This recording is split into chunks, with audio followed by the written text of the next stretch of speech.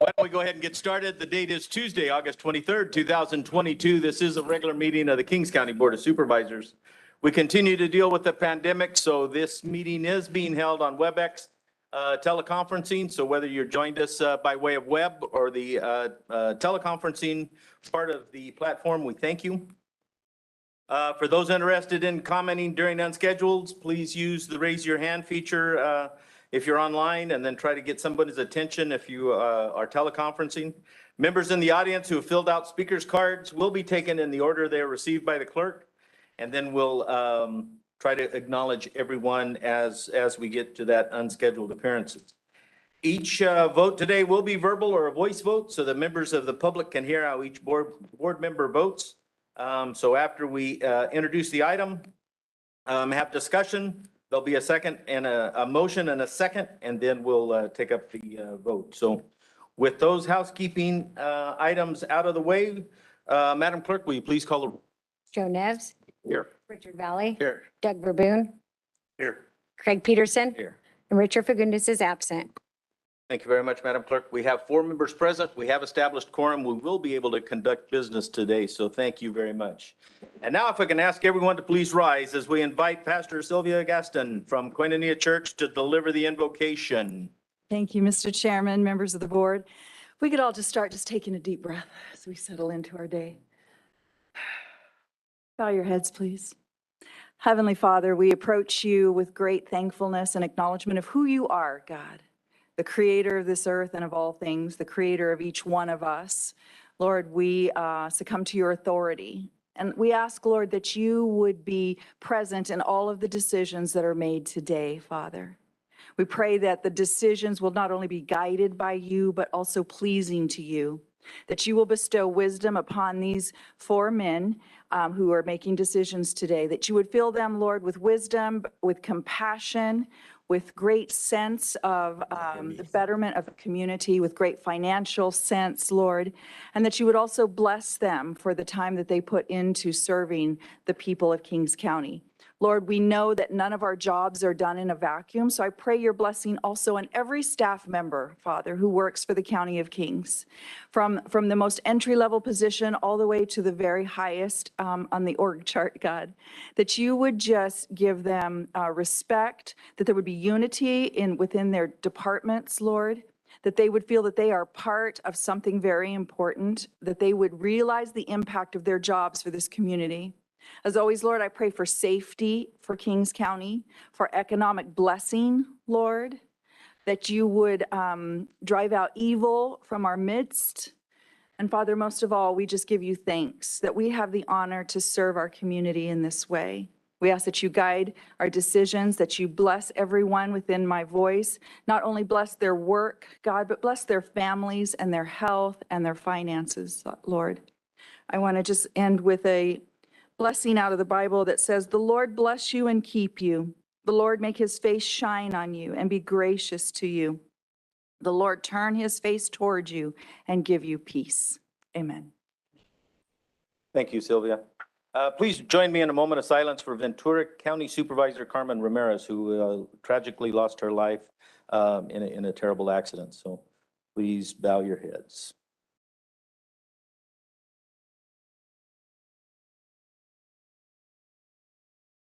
Thank you very much. May she rest in peace. And now join me as we honor America by reciting the Pledge of Allegiance. Ready, begin. I pledge allegiance to the flag of the United States of America, to the republic for which it stands, one nation, God, indivisible, with liberty and justice for all. Thank you very much.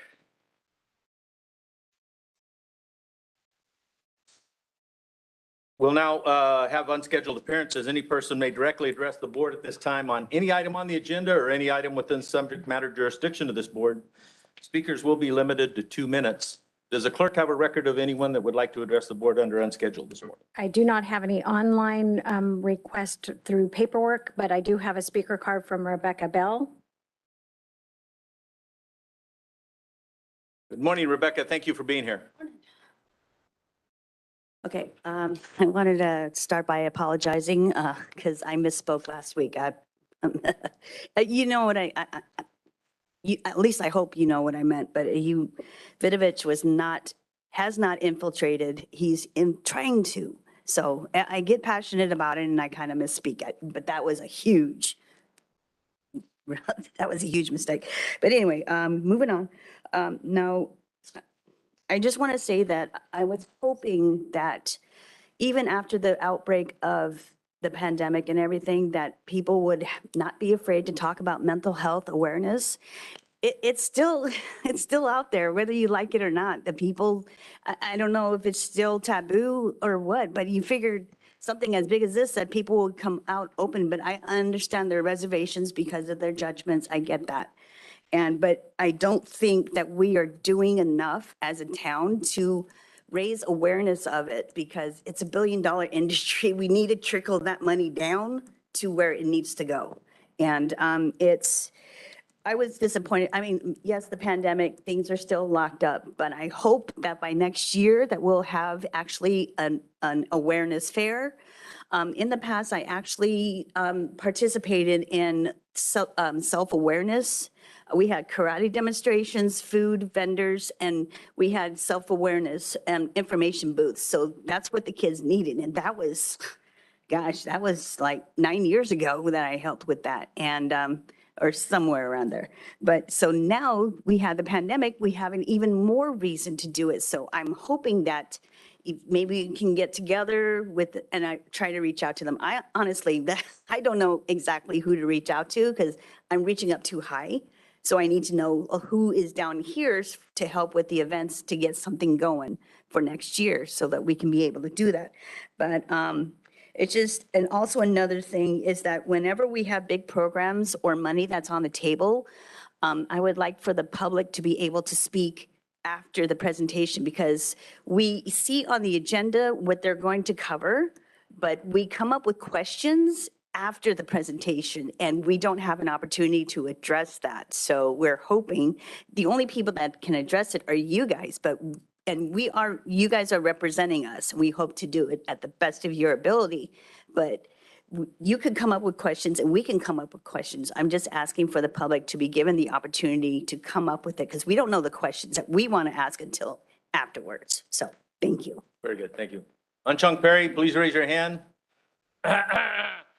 Rebecca, when you can connect with Unchung Perry and she will make the connection and you'll be able to understand some of the Soberfest coming up September 10th, and several other events coming up in September.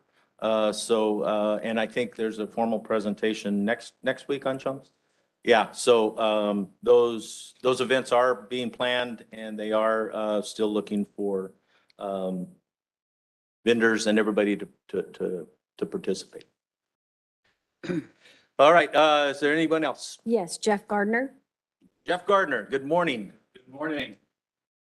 Morning supervisors, good morning staff, good morning public. Jeff Garner, Executive Director of Kings Community Action Organization. Want to share with you a letter we received regarding our involvement with Sunrise Apartments. The letter was addressed to KCAO a few months ago, but really symbolizes a team effort with the Human Services Agency as well as KTHA. So I just want to share the brief letter with you.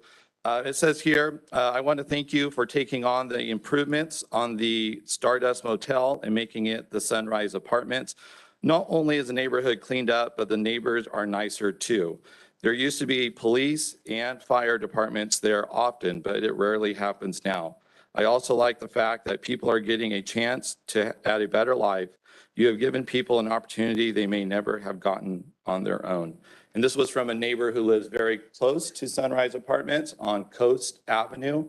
And so it was really great to get this letter. I know today on the agenda you have some items involving the Sunrise Apartments. So we definitely are putting in a lot of hard work, a great team effort with the county and KTHA.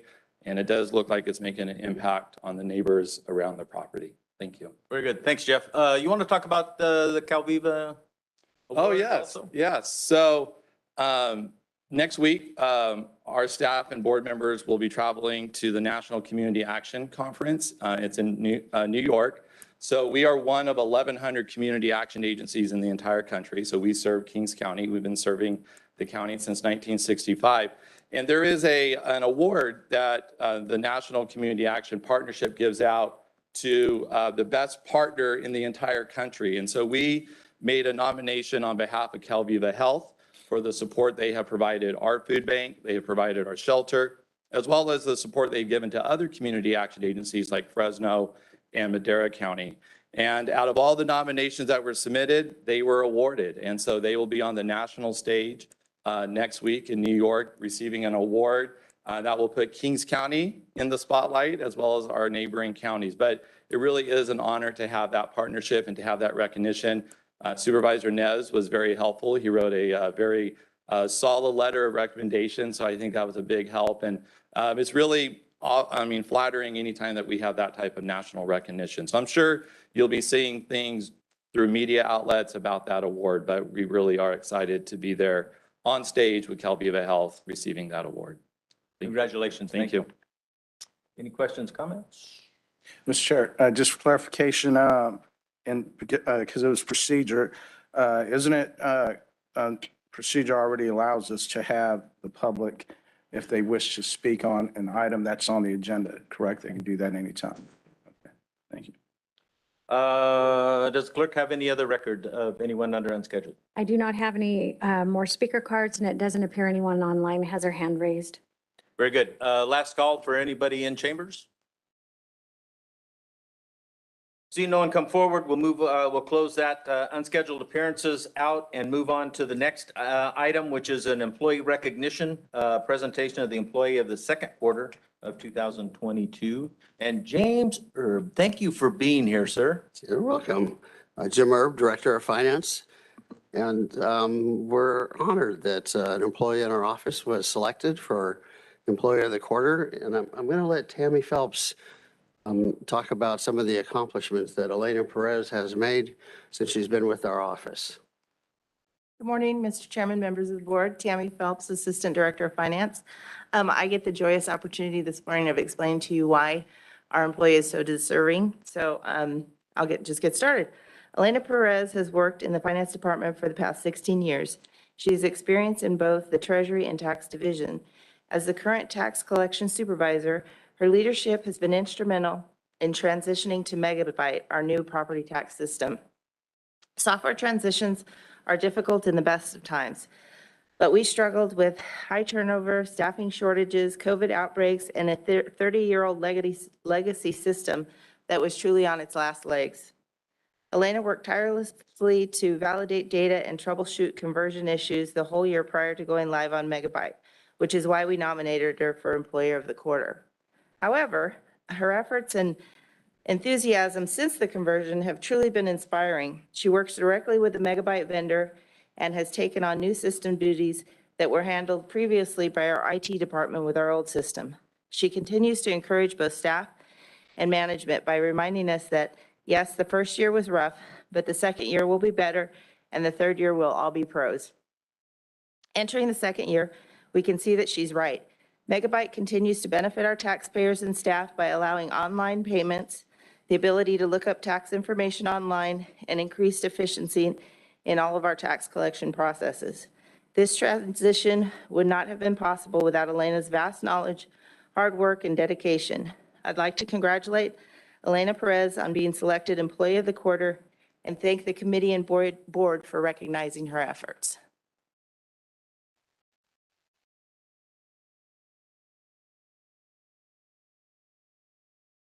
Now it's time for that 10-minute speech. No. Well, I would just like to say thank you to Megan and Tammy for nominating, I can't even talk, for nominating me and for acknowledging the work that I put into it. And I would also like to thank Jim, but most important, all the other ladies that work in our office, because without them, it would not be possible because they help out so much. And I appreciate them the most because they do let me run away with my ideas and let me implement them. Thank you. Yeah, with your skills now, they might even want you in IT. Get their pay. Yeah. So we have a couple of items. Certainly a certificate that'll go extremely well in your office space, and you'll be able to share that and be able to see all of it. We also have a one-of-a-kind guaranteed to be a family heirloom cap. You can, the IT part of it, you can say that that's Gateway. They don't even have Gateway anymore. It's telling you're a legacy Gateway tech, and then a one-of-a-kind guaranteed to be a family heirloom lapel pin. So congratulations. Thank you. Very.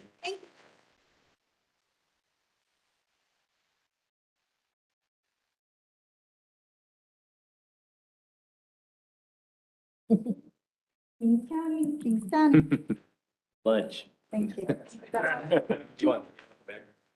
Very good. Thank you. Thank you.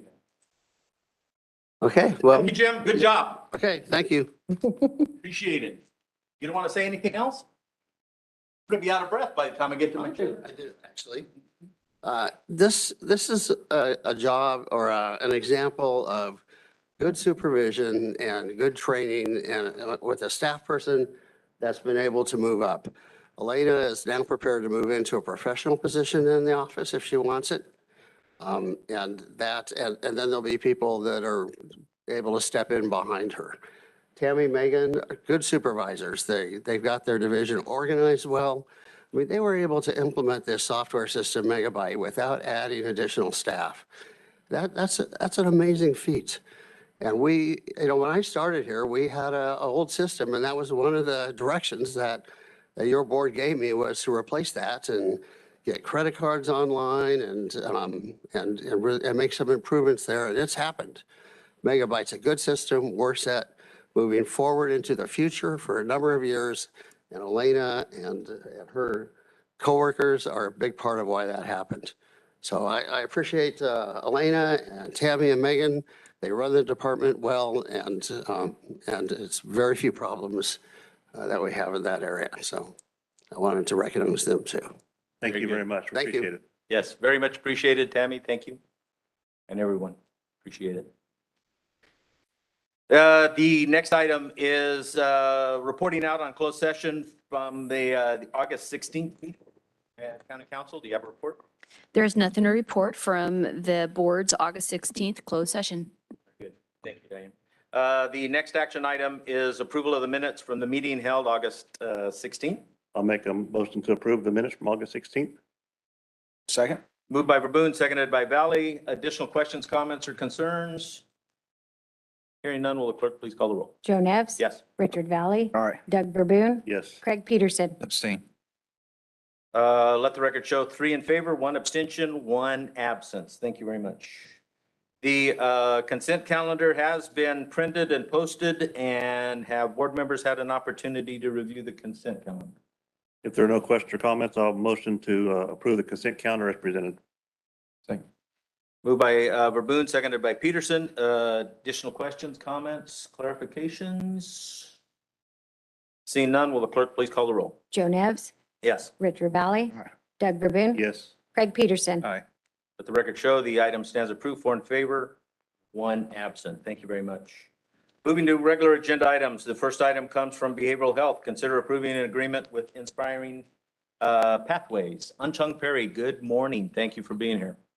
Good morning, Chairman and members of the board. Unchung Perry, Deputy Director at Behavioral Health. This morning, department is seeking approval of an agreement with Inspiring Pathway Incorporated to provide a short-term residential therapeutic program.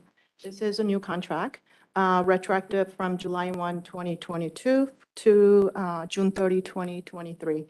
On November 10, 2020, Inspiring Pathway was approved by your board as a 4th Medi-Cal certified entity to provide mental health services for Kings and other counties. The contractor is a nonprofit organization currently operating under the California Department of Social Services in Community Care Licensing Division.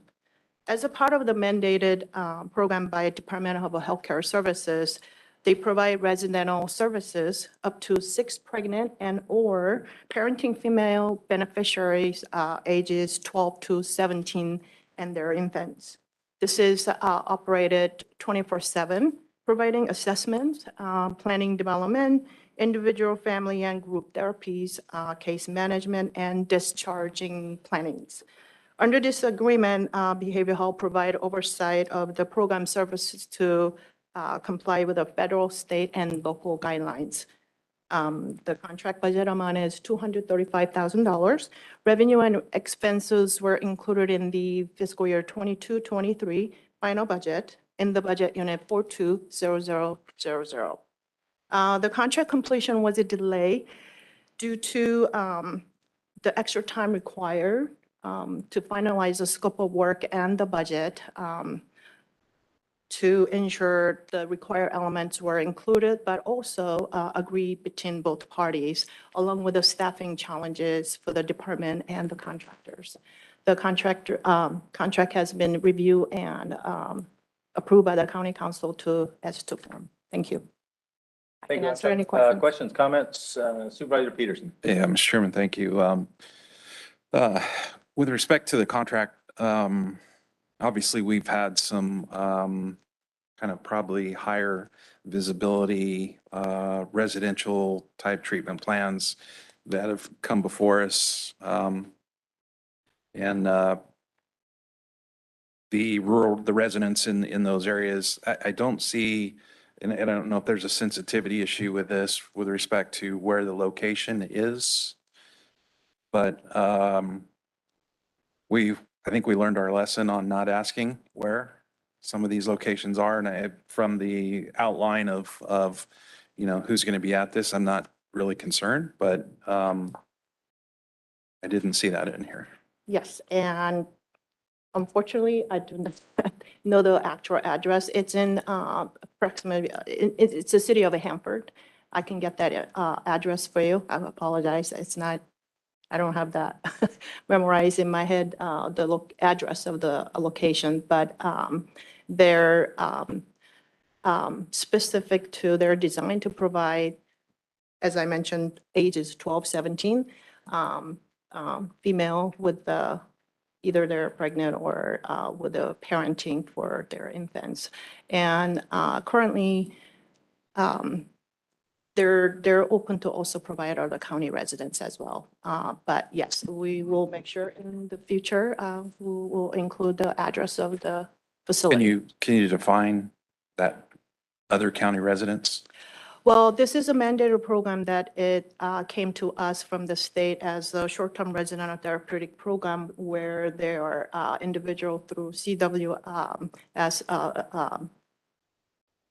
human services individual that we work with them where there are very short residential services throughout the state of California. Actually, it's a national problem. And these entities are very highly trained individual staff that where we, most of the time, we have to transfer our consumers to out of county. And this is, this entity came to us and wanting to open a facility in Hanford for this specific age and type individual to provide services. So the main goal is to provide services and transition them out to lower level or their own county eventually. But it is open for not just for Kings County, but also other counties as well. And which is other facilities are the same case for us that we send our consumers to wherever unnecessary placement because each facility has their specified program that offer. So we have individual, I think a couple of weeks ago, out of a state facility.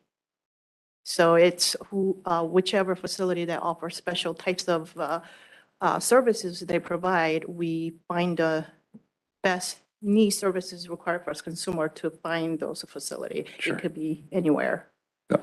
So, and just hearing your explanation, just to be very clear about who's going to be here.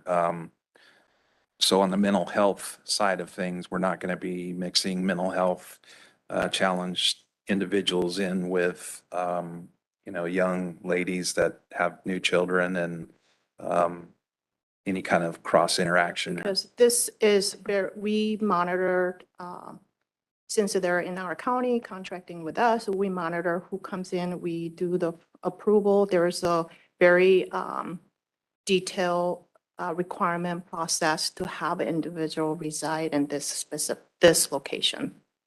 And we meet monthly with the provider, going over the programs, individual, especially if there's a Kings County resident.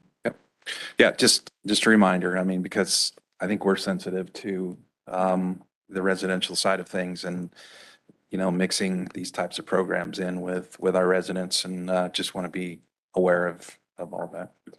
Thank you. Thank you, Mr. Chairman. Yeah, Anshang, was the address of the contractor where they're going to deliver the services?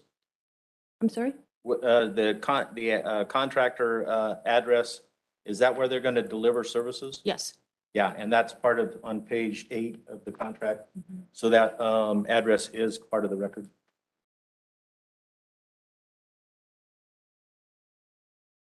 And you're correct, it wasn't specifically called out, but on page 8 in the upper half of the page, where it says contractor address. It should be in the contract agreement package. Under section 19 notice. Can we just say the address for transparency? Well, it is there. My question or concern would be, you got minor children in a time of need. Is that something we can't disclose where they're at, can we? I thought. Yeah. For safety. Correct. Diane, did you have a question or comment? You know, the only thing that has been running through my mind, is this a facility that's existing or is it one that's being newly set up pursuant to this contract? They were new on November 10, 2020. November 10, 2020, but they've been operating at the same location since 2020, so it's not new with this particular This agreement. is a renewal agreement of an existing contract. I think that addresses some of the concerns as well. Thank you. Additional questions or comments? There's no more question or comments. I'll move approval of the agreement with Inspiring Pathways as presented. Moved by Verboen. Second. Seconded by Peterson. Thank you very much. Additional questions, comments? Will the clerk please call the roll? Joe Nevs, Richard Valley. Aye. Doug Verboen. Yes. Craig Peterson. Aye. Let the record show the item stands approved, 4 in favor, 1 absent. Thank you, Anshang. The next 3 items come from the fire department, and if you have a black shirt on, I don't want you to speak first. But the first one is to consider an agreement with Kings County Office of Emergency Services and Wood Environmental and Infrastructure. Abraham, good morning. Thank you for being here. No pressure.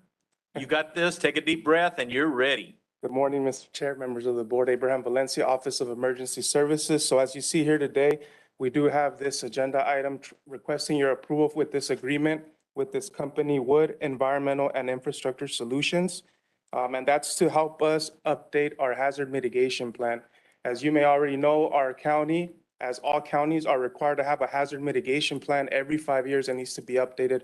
Ours in Kings County hasn't been updated since 2012. So we're a little late, but FEMA said it's okay. They gave us this grant that provides us 75% of the funds. We have to match the 25%. The cities in our county have agreed to pay for 5% each equally with the county.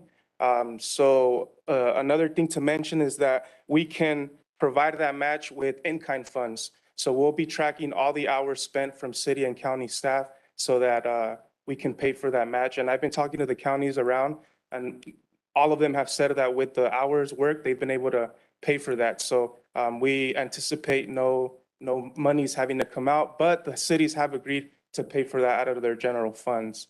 As I mentioned, this contractor was selected out of 7. We did go out for a competitive bid. We had a committee convene. The chairman was part of this committee where we selected this contractor based on the criteria established. So they came out on top.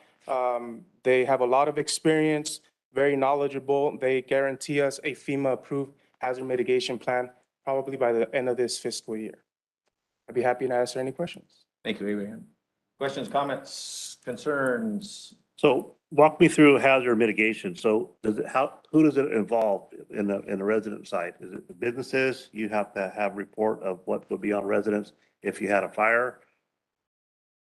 Yeah, so the hazard mitigation plan is composed of county and city officials planning department, public works, the community. We get everybody's input on what could happen in our community. Without a plan, all our threats and risk assessments are subjective, and we can't go after FEMA funding. If we have areas that are prone to flooding, areas that are prone to wildfire, maybe we want to do some retrofitting in our older buildings that maybe could be prone to earthquake.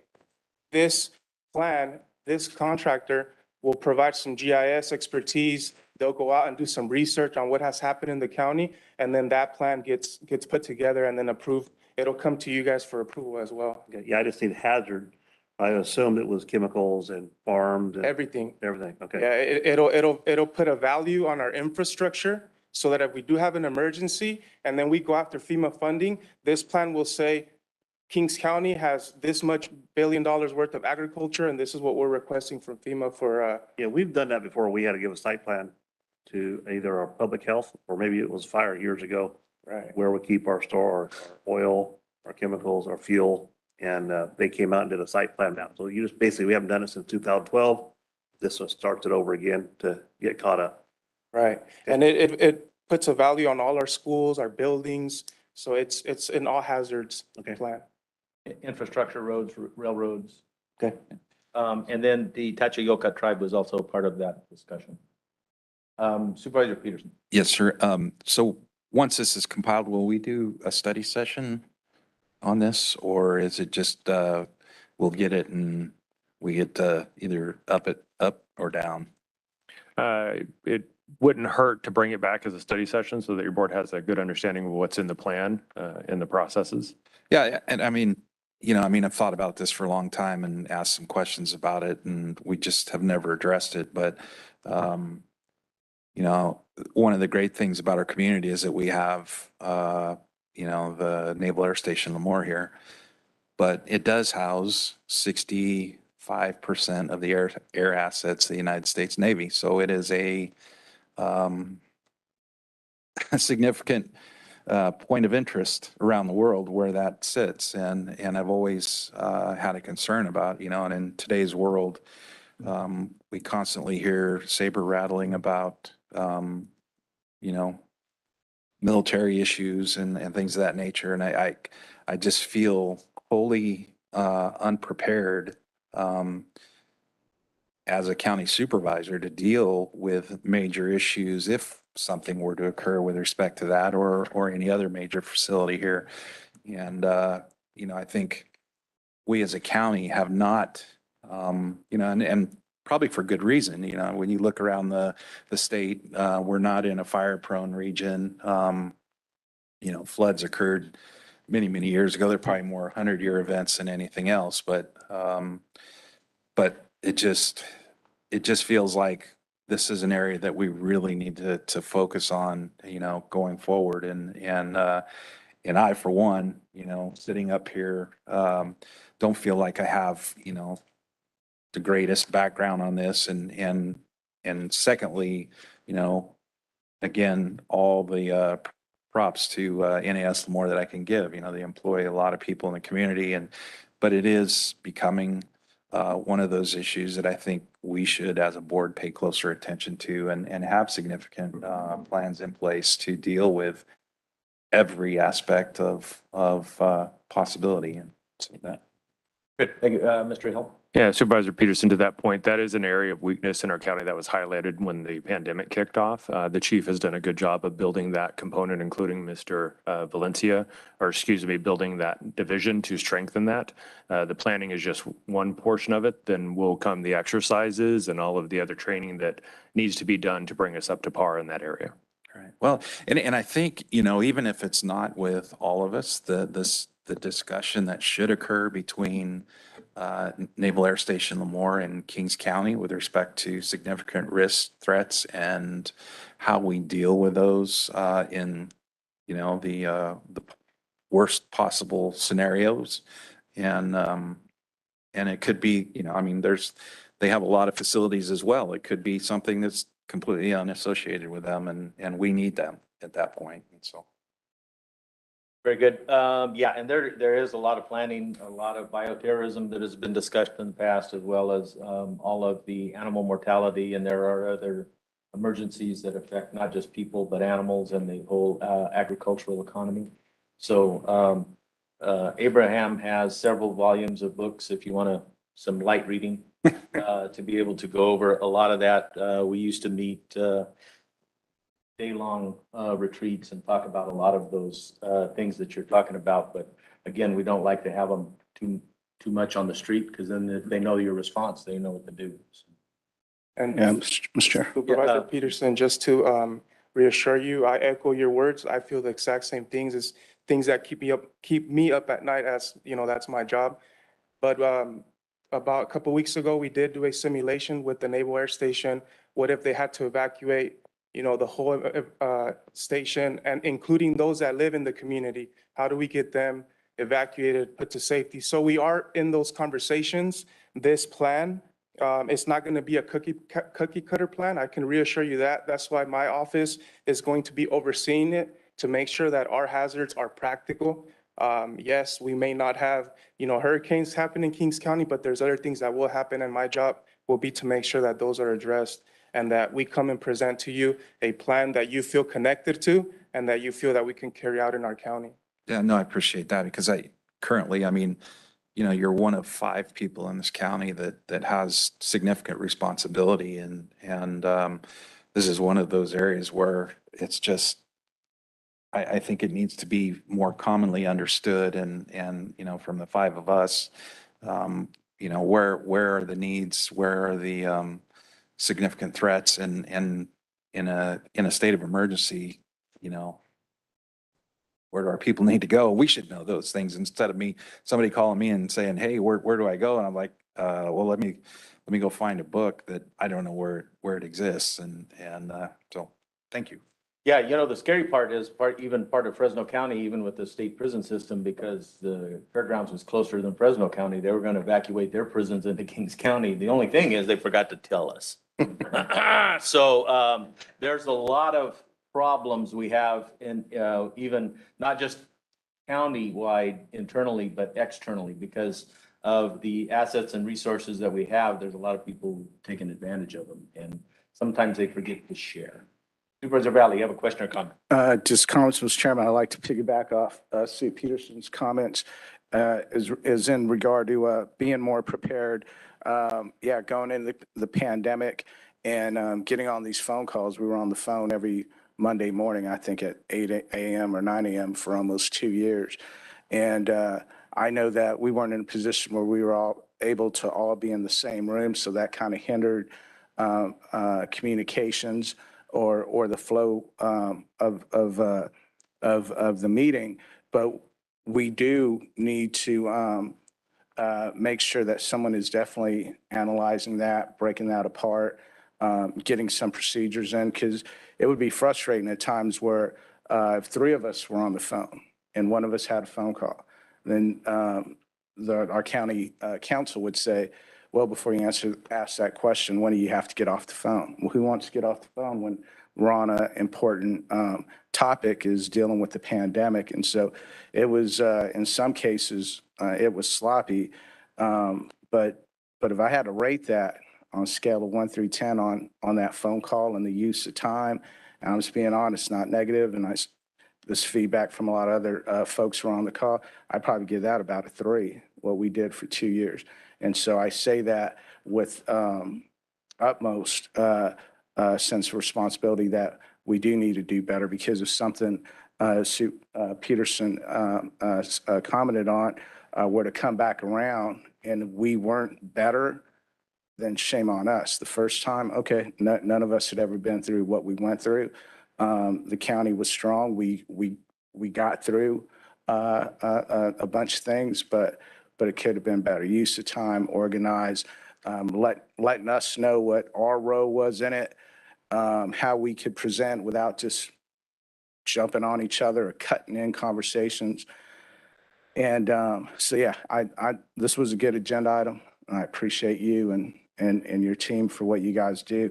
And as far as NES Lemoore, if anything ever happened out there, you don't have to worry because there is a plan in place. It's called the United States Marine Corps. We'll be right there. Thank you. All right. Well, to address your comments, Supervisor Valle, I wasn't in this role when that happened, but I did see it from a different side, so I do know exactly what you're talking about. And when I was interviewed for this position, I specifically addressed that situation. So it is a very high priority of mine that our Emergency Operations Center is working well and that you folks are, ready to put decisions in place and for protection of our county. Mr. Hill, you want to chime in on that? Because I know you've been involved with emergency preparedness for a long time. And, my perspective on it is that the state didn't follow a game plan and was continually changing the end goal. And that was part of the problem. Mr. Chairman, there's not enough time in a day for me to get into those details. Yeah, the constant moving target, both from the federal and the state side, made it very difficult. Plus, the lack of resources. When I started in county government in 2005, we hosted a conference called The Good and the Bad, the Ugly about the oncoming pandemic. And every year we kept getting closer and closer. And to Supervisor Valley's point, we shouldn't have been caught off guard, but, constantly changing our targets and our deadlines and making things unreasonable wasn't helpful. So. And I think also out there, and it might be, a good time to, in this study session, I know we've talked about, an organization that we've became aware of that, obviously we have contacts with supervisors all around the state, many who have been in significant challenges with fires and recoveries and things like that. And I think there's some things that should occur that, will prepare us better for that. And one of those things is after the disaster occurs, how do you recover from that? And even being prepared to do that. And so I know an organization that, they're taking that step forward and preparing us. They're gathering all the data for our county, and that's all data-based. And once it's data-based, in the case that you do have a disaster, immediately things are ready to roll. You don't have to build that database after the fact. You already have that in place. And I think it's just one small thing that, we can do as a county. And we've even talked about, a regional opportunity to, build that database and so. Very good. Thank you. Chief Lynch, you want to chime in?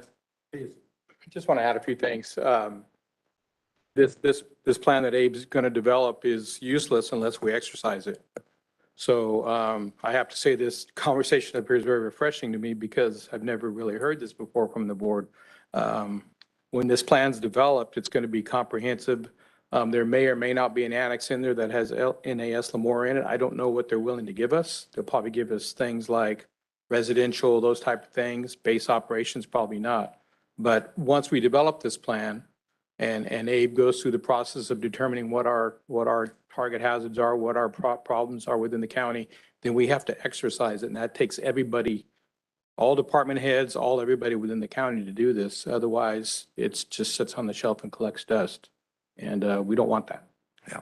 Well, and I think clearly the important thing is in times of need, COVID, where's the focus? Everybody's looking to the health department, the county. Hey, what do we do? Right. And we're looking at it internally going, what do we do? We need to have a better plan on how we get there and just being prepared to be able to serve the public. This organization, I apologize. And there's more than one out there that does this service. And I think we've talked about, just how we fold that in and if it's a regional plan or actually a individual plan for Kings County, but it's, it's that preparedness for our community and making sure that we're there and can actually in moments respond. Mm-hmm. That's correct. And I think with the COVID experience, what we learned real quickly was getting information out, getting appropriate information out. To Supervisor Valley's point, he rated it a 3. That started out as an EOC briefing, which just was supposed to involve EOC people and turned into a communication to multiple people who probably in an EOC briefing would never be on there. But it became where we gave information that was already available online. You could get most everything we talked about online. So at some point, there wasn't a lot of pertinent information going out. So we got to fix that. We have to be able to get the right information to the right people and have the participants that are supposed to be involved in the EOC situation involved. And that includes a lot of training, so. Would that, I'm sorry, Mr. Chairman, would that, under the model that you just presented on who would be there and who would not, would it include any of the county supervisors? If it's an information exchange or a important information that developed and with something new coming out, yeah, you would probably be involved. In a regular EOC operation, you wouldn't. There's no expectation for any of the board other than Chairman Neves to participate in the EOC because he is part of emergency preparedness as defined by the county. But it still wouldn't limit you from sharing the roadmap of your responsibilities and how those responsibilities would be handled. I mean, that seems like core information for all of us that, you know, I mean, you have the chair, but we all have residents. And if it's goes beyond the boundaries of an individual district, we're going to be getting those same calls. And I think we were all on those calls. We were limited by, we couldn't make comments or, get individual, well, I guess we could ask questions, but it kind of hamstrung us a little bit, and here we are, the people that, well, I voted for you, I'm going to pick up the phone and call you. And it's like, okay. So. Yeah, and Supervisor Peterson, yeah, I'm not saying that the board wouldn't be made aware of all the things and all the happenings and things that are going on, but it would be kind of in a different format. Sure. EOC operation is day in, day to day, turning the lights on, getting the toilet paper over, whatever those functions are, that you don't need to be mired down in that, but you do need to know the high points. You do need to know the things that are important that the people are going to be calling you about. Hey, what are they doing over here? Because I just saw them, working in this area, or what's happening over here, or, where's all the water coming? Those type of things you would know, and we would brief the board on everything, every action that's being taken. Especially since with the public information officer system, that would probably come through that. Mr. Hill, you have a question or comment? Yeah, thank you, Mr. Chairman. It's been brought up a couple times today, but I want to reinforce it. We've spoken about the plan and we've spoken about exercising, but one of the key elements that really hindered us during the pandemic was staff turnover, and they didn't have the training to operate in that environment. And that was one of the things that when the chief and I were speaking about building this program up, those are the components. We can write the plan, but the training has to happen with it. And to Supervisor Peterson's questions, when the EOC functions like it should, they give birth to what's known as the Emergency Operations Plan, which is a document that you folks will be able to read on a regular basis and see that briefing. So all that information comes along with the planning, the training, and then the exercising. So those are the key components that we have to accomplish. Good discussion. Abraham, anything you want to close? I think I might need to ask for a raise, man, after this discussion, I'm 3 months in, but I got a big job to do. No, I have a size 13 shoe. I don't know, you might want to find the smallest shoe to get that raise. I'm just trying to line things up after that heavy discussion. But I do want to assure you, Mr. Supervisor Peterson, that in the contract, I did specifically make sure that the contractor knows they're going to come present to the board on this plan. So they will bring it to the board and we'll have a more thorough discussion and we'll plan more time for this. Thank you. And you know what the most important part is when you open that operation center? Food? Exactly. Right. Where's the pizza coming from? They told me to build a robust plan, so here I am. That's it. So pizza, water, donuts, those are all very important comments that we need to make sure that we incorporate into that planning process. All right, It's all about logistics. MREs, that's all you do. You get cases of MREs. Yeah. You're good. If there's no question or comments, I'll approve the agreement between Kings County Office of Emergency Services and Wood Environmental and Infrastructure Solutions Incorporated. Thank you. Thank you, Abraham. Second. Moved by Verboen, seconded by Peterson. After a great discussion, thank you very much. Any further questions, comments? Will the clerk please call the roll? Joe Nevs. Yes. Richard Valley. Aye. Doug Verboen. Yes. Craig Peterson. Aye. Let the record show that agreement stands approved for in favor with one absent. Thank you very much. Abraham, would you like to continue and talk about the purchase of a rapid shelter system? Yes, Mr. Chairman, members of the board, now I have item before you requesting the approval for us to purchase a rapid shelter system from DLX Enterprises. We received a grant from California Office of Emergency Services, the governor's office, in order for us to be able to prepare in case we ever have like a power shut off. And because our community is so rural, one of the eligible activities was to buy a deployable shelter system that has HVAC, it's powered by generators so that we can stand up a command post, we can stand up a resource center, a triage, a field hospital. As you all know, during COVID, that was one thing that we didn't have. We didn't have the ability to surge our hospital. We didn't have a system like this. Now we have this grant, and this specific shelter that I'm trying to purchase, or my office is trying to purchase, is going to be able to connect with the one that you all just approved for public health a couple months ago. So this will be able to expand on that, and we can have that capability. Very good. Thank you. Questions, comments? In all fairness, Mr. Hill did request a system, but the board denied it. Twice. But who's keeping score? Apparently somebody. I brought up a conference from 2005, just saying. Hey, Mr. Chairman, so on the picture on the flyer, Sir. it looks like there's 4 units. Mhm. So that's what we're going to get, the size of one of those? Yes, sir. That's about 2,000 square feet with HVAC power generators. It's very nice. My plan is if you approve it or do a little show and tell, invite the community to come and see this system. And you said another department already has one? Public health, they only have a portion. These shelters can be connected. Yeah. What about the middle, that hub? That's the Do you hub. need that, or is that what you're ordering? I'm getting that in this order. Yeah, public health doesn't have the hub. The hub is one of the most important parts because it's like the skeleton of the shelter system. The grant doesn't allow you to get another piece then, so that way you have 2 of those rooms, a hub in the middle, then another connector? So if you approve this purchase, I'll be able to have that entire setup that you see in the picture. Oh, all 4 of those? Yeah. How tall is that? What the maximum point I'll tell you that. in height? Inside? The peak is 9 foot, 9.5. Oh, it's 9. Okay. Yeah, that's too small. 2.9 meters. I don't know what that is in English. So in the middle of that central area, I see kind of a shadow. Is that like a disco ball in there? Or?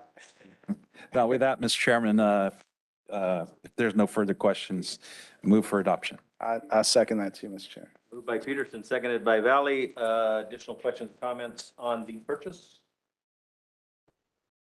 Hearing or seeing none, will the clerk please call the roll? Joe Nevs, Yes. Richard Valley, Aye. Doug Verboon, Yes. Craig Peterson. Aye. Let the record show the item stands approved, 4 in favor, 1 absent. Thank you very much. Abraham, would you like to wrap up the trifecta with the overview of the updated emergency services website? Yes, I will. So I'd like to give you guys a little bit of an update on our updated website and the launch of our Be Ready campaign. One of the goals that my office has had recently is not only to bring us up to speed, but also to showcase to the community what it is to be prepared for an emergency. As Mr. Supervisor Peterson mentioned earlier, the community doesn't really know what to do, how to evacuate, where to go. So our website needed to be updated so that if somebody's well goes out, how do they get help? That's a hot topic right now in the summer. And so it really pushed us to update our website. Now we have, some resources on there so that people, if their well goes out, if they need to get a cool center, a cool place, their AC goes out, where can they go?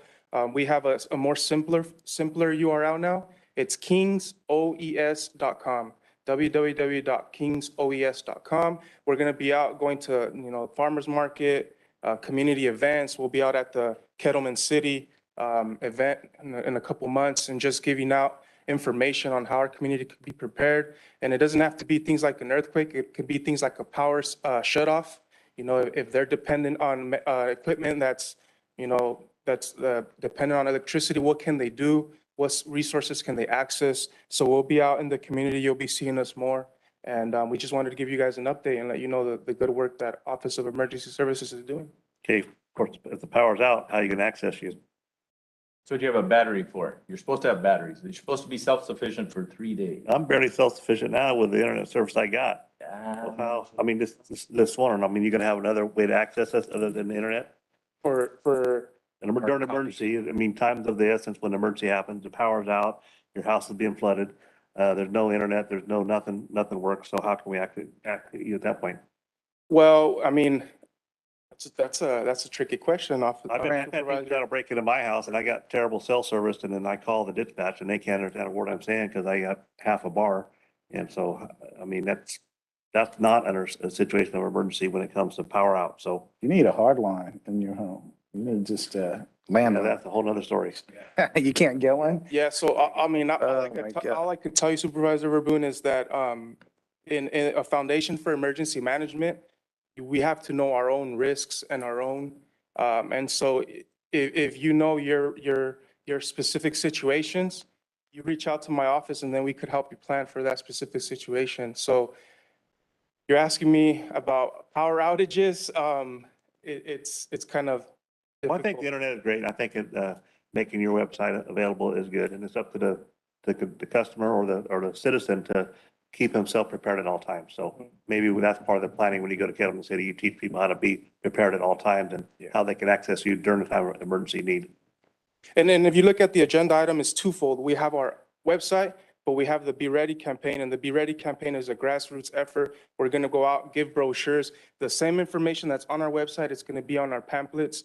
We're giving out emergency little totes where they can keep stuff in an emergency, and those brochures will be in there. We're developing emergency plans, pocket emergency plans for the community, so they could write down the information there. So that would be something that you would have if your power went out. Very good. Thank you. Yeah, and I think the battery technology today too, I mean, I know it's quite expensive now, but I mean, for $800, you can have a battery backup system and they won't run your house, but it's actually solar powered, you know, so you fold out some affordable little solar panels and you've got an 800-watt system, that's renewable and they're but again, they are expensive, so not everyone's going to have those. I think all 5 of us should be issued one under ARPA funds. Here we go. Right down the same rabbit hole. Smaller and smaller. If there are no questions or comments, I'll move approval as presented. 2 diodes where we could shock you. Yeah.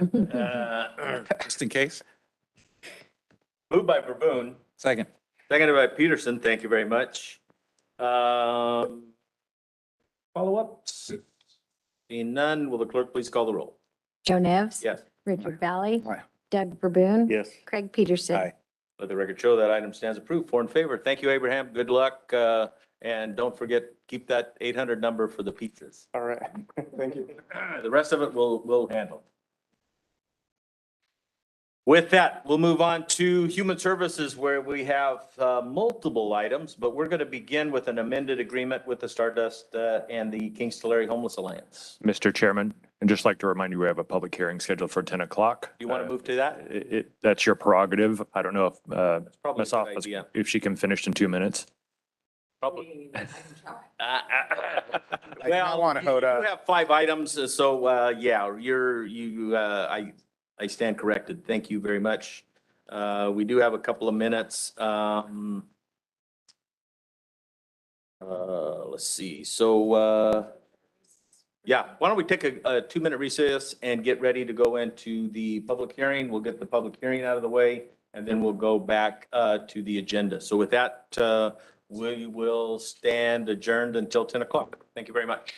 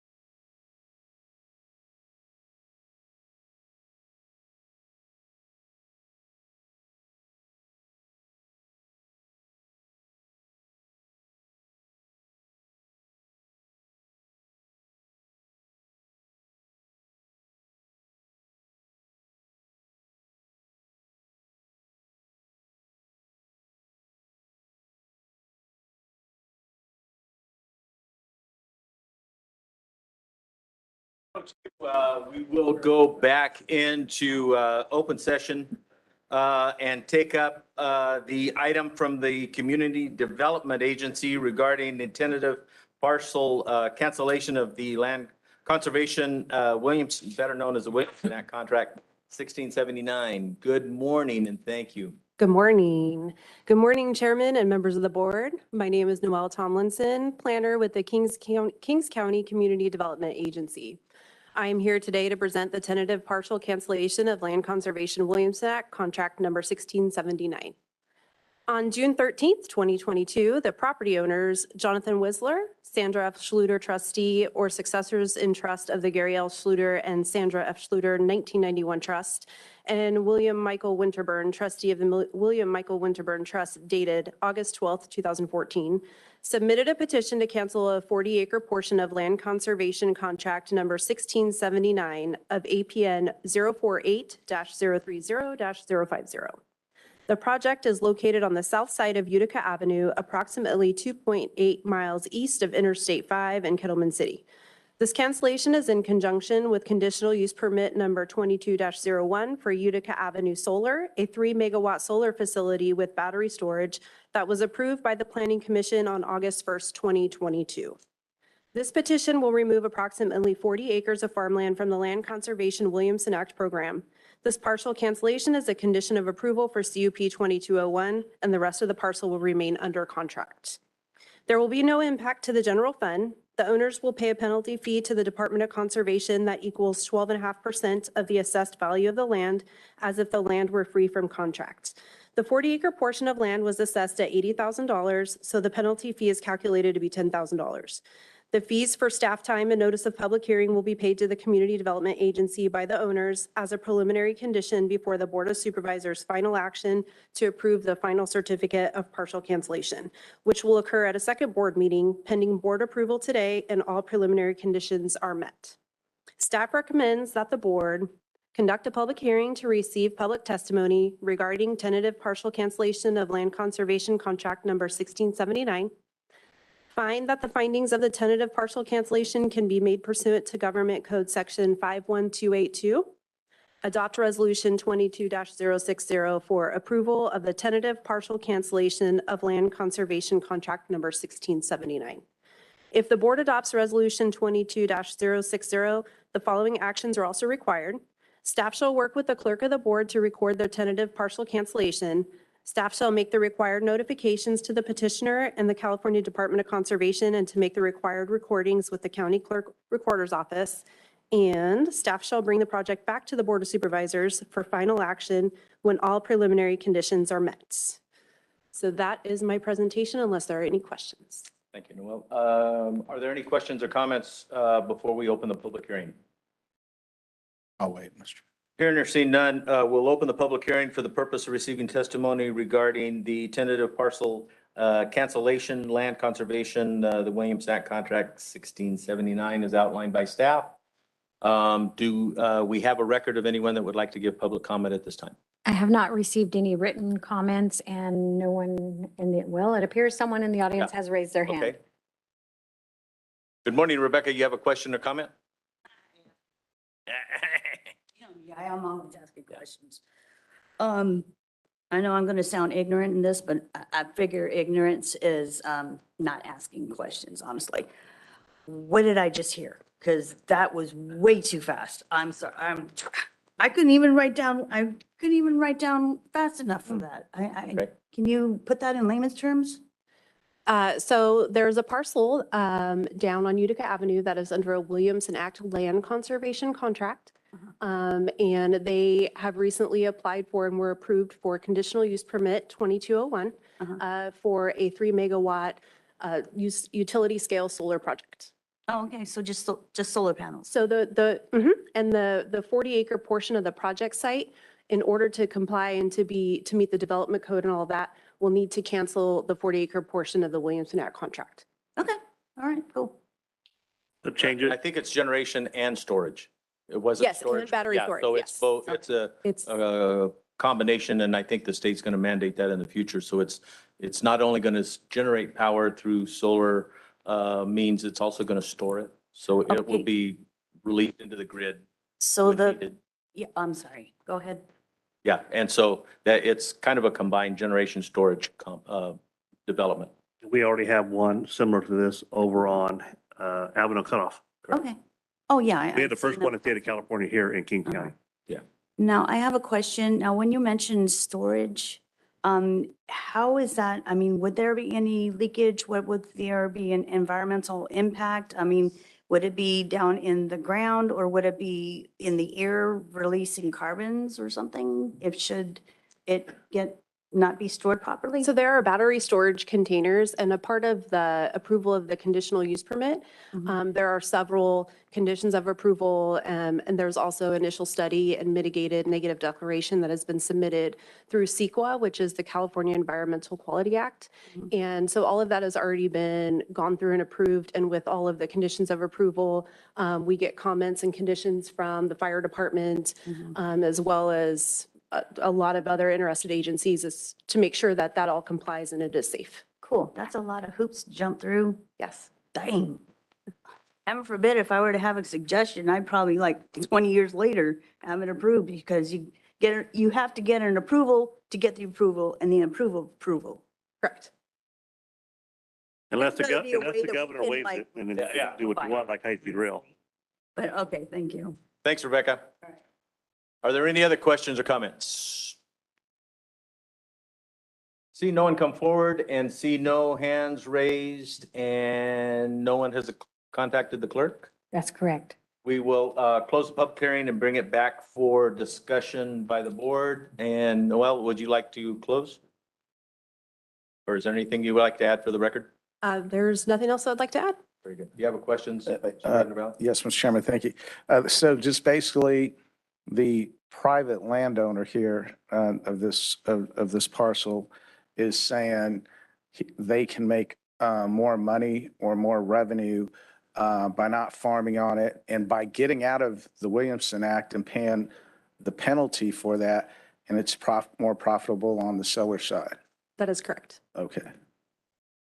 Now, I noticed that the landowner is not a U.S. citizen. Does that pose a problem? He is. He currently works out of the country right now. But as far as I know, he is a U.S. citizen. One of But them, the address the is- first is one. the Yes. is- Netherlands address. Mhm. So that doesn't pose a problem No, it shouldn't. It hasn't this far. and it meets all requirements of our land use policy. Yes. And then the power is going to be, goes into the grid or goes to individual user? Goes into the grid. Follow. Peterson, do you have a question or comment? Yeah, I guess it's more conceptual with respect to approving these types of projects and how we do those approvals. And, you know, the governor, and there, I know there is proposed legislation that would completely remove any overview from the county, right? We would lose all oversight on any new facilities like this if that legislation is passed. And I've raised this question before, and I don't know that we have time to wait too much longer on positioning ourselves to provide some kind of protection from a complete overthrow from those that want nothing but green power and don't give a damn about agriculture. They've stripped the water from our communities. They're providing no backfill. And here we are again, you know, and then if that legislation is successful, we just got to sit on the side and say, you know what, come here, put your solar panels on our property, export the power. We've lost our jobs, our businesses that provide services to those businesses that are being paved over with brown energy are just, and where does that leave our county? Where does it leave all of us? I tell you, man, it's a big wave coming at us, and there's a lot of people that have a lot of interest that are not in the best interest of Kings County with these types of projects. I don't know, Chuck, you might speak to that a little bit with respect to, you know, what would happen if that legislation is successful. Sure. In regards to that legislation, I view it as it providing two options to a solar developer, them having a choice to come through our current county process or going through the state's process. Currently, what's in that legislation shows that it's going to cost a significant amount more and take more time to get through the state's process than what the county process is. So I anticipate that people will still want to come through our process, but you're right. It does take away our land use authority that we currently have, and that someone could completely bypass the county, completely disregard any concerns that the county has with policies that we've established to ensure and protect our public. So you're right, the state is exceeding their authority. All right. With respect to the hazardous waste source that this is going to develop at some point, we've heard, from Mr. Henry, very limited abilities to, put 5 or 10 solar panels in an enclosure and try to store it. We're pushing hundreds, thousands of new. So with respect to what we require as a bond for cleanup, how do you ensure that there's any bond that can prevent the county from ending up with an environmental hazard on our soil? And somebody doesn't just walk away and say, here you go, we bonded it. That bond may be limited, though, to the extent of covering the exposure that exists. So what your board has adopted in the county rules has established a procedure where they have to have an engineer calculate and estimate the total cost for removal of everything from that site and put the condition of the soils back to where they were day one. So they are removing everything from the ground, all wires, all pipe, all solar panels. And that engineer's estimate then is what we calculate for the bond, that, or whatever financial assurance that they want to provide. It could be a bond, it could be a letter of credit, it could be cash. They put that on retainer with the county, so we actually have it here at the county, and we're able to call it anytime that they violate the terms of their conditional use permit, so that we can force the removal of that from the property. Should someone walk away from the project, we still have that financial assurance to be able to hire a contractor to go out and remove it from the property. And on a 5-year basis, that estimate is updated by another engineer to ensure that we're accounting for inflation costs as the project goes on. Supervisor Valley, you had a question or comment? Yes, Mr. Chairman, thank you. 2 more. Right there on Utica, so it looks like it's about 2 miles east of I-5. So there's no impacts to the proposed development on the southwest side of Utica and I-5? No, there's no anticipated impacts there. Okay. And then the other question was going to be about setback, but looking at this now, it looks like there's no setback. It's right off Utica on the south side. So that's no impairment to drivers or glare. Usually you see these things a little further off the road. Those things were all addressed in the initial study, mitigated negative declaration, and there was a less than significant impact.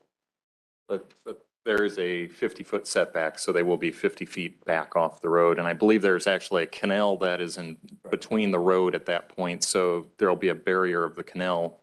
Oh, they won't be visible at ground level?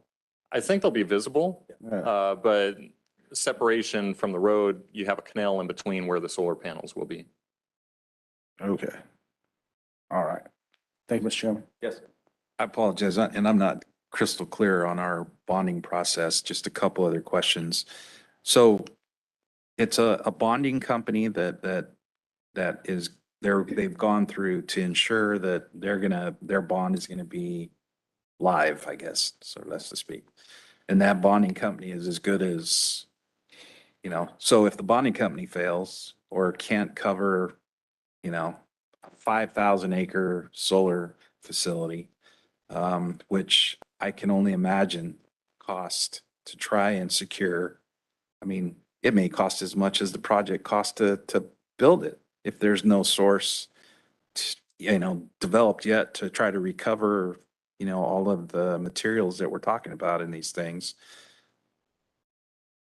I mean, it just seems like there might be some information out there on bonding companies and making sure that because then what occurs? Does it default to the state? Does it default to us? When a bonding company defaults, where does that go? Well, the bonds that have been established so far are coming from federally insured banks. County Council has been reviewing each of those as they come through to ensure that the language that is in there gives us protections. And they're required to notify the county, I believe it's within 60 days or 90 days prior to any default of any of those activities. So we would have an opportunity to reach out to the project developer, notify them that they need to replace it immediately or remove the site. And if they fail to do those, then we would be calling that bond to get the financial assurance in place that we can remove it from the project.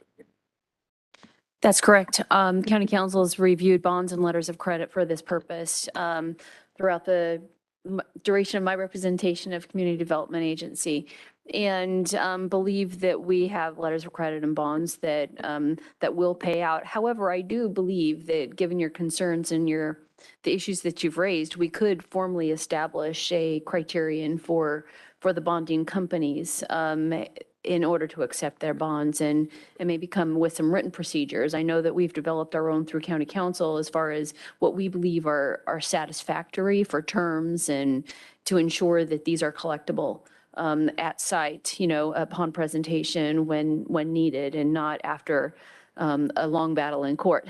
And so we can further look at those and make sure we have tight procedures. These things are going to continue to confront our county and it seems like there's no limitation on the thirst to access land that, has wide open areas. It's easy to install this stuff, and clearly, with the, legislation to go past any kind of authority that we have, we're going to be dealing with this. If the legislation does get approved where the state has that authority, they may not have the same requirements that we do where we have that assurance to have a financial protection for the county to remove it from the property. In Fresno County, there was a project done where the developer walked away from it, and that solar site is still sitting there. Weeds are continuous nuisance, and it's not producing power to the grid. It's just a drain on their community. Additional questions or comments? Rebecca, you have a follow-up? I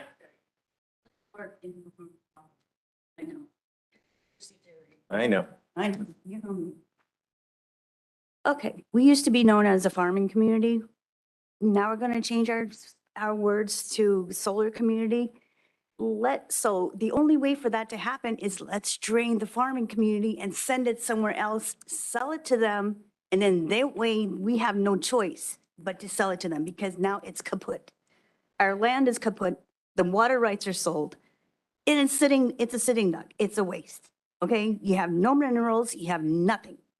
You are diverting all the water someplace else, drying it on purpose. Oh, let's go ahead and put solar panels. Let's give the farmers no solutions to their problems. Let's give them, oh, you know what? Let's go sell them solar panels. Let's give them no choice but to make that investment. And how do we know that they're going to use it for, like he just pointed out, how do we know that they're going to be using the solar panels? It's going to sit there. And you know who these investors in the solar companies are? The people that belong on the water board. Hello. It's just got to follow the money. That's my conspiracy. Oh. You know me, I'm going to mention Vidovich, okay? Boswell, he looks like the hero, not much better. He looks like the hero, but he's not because I'm sorry.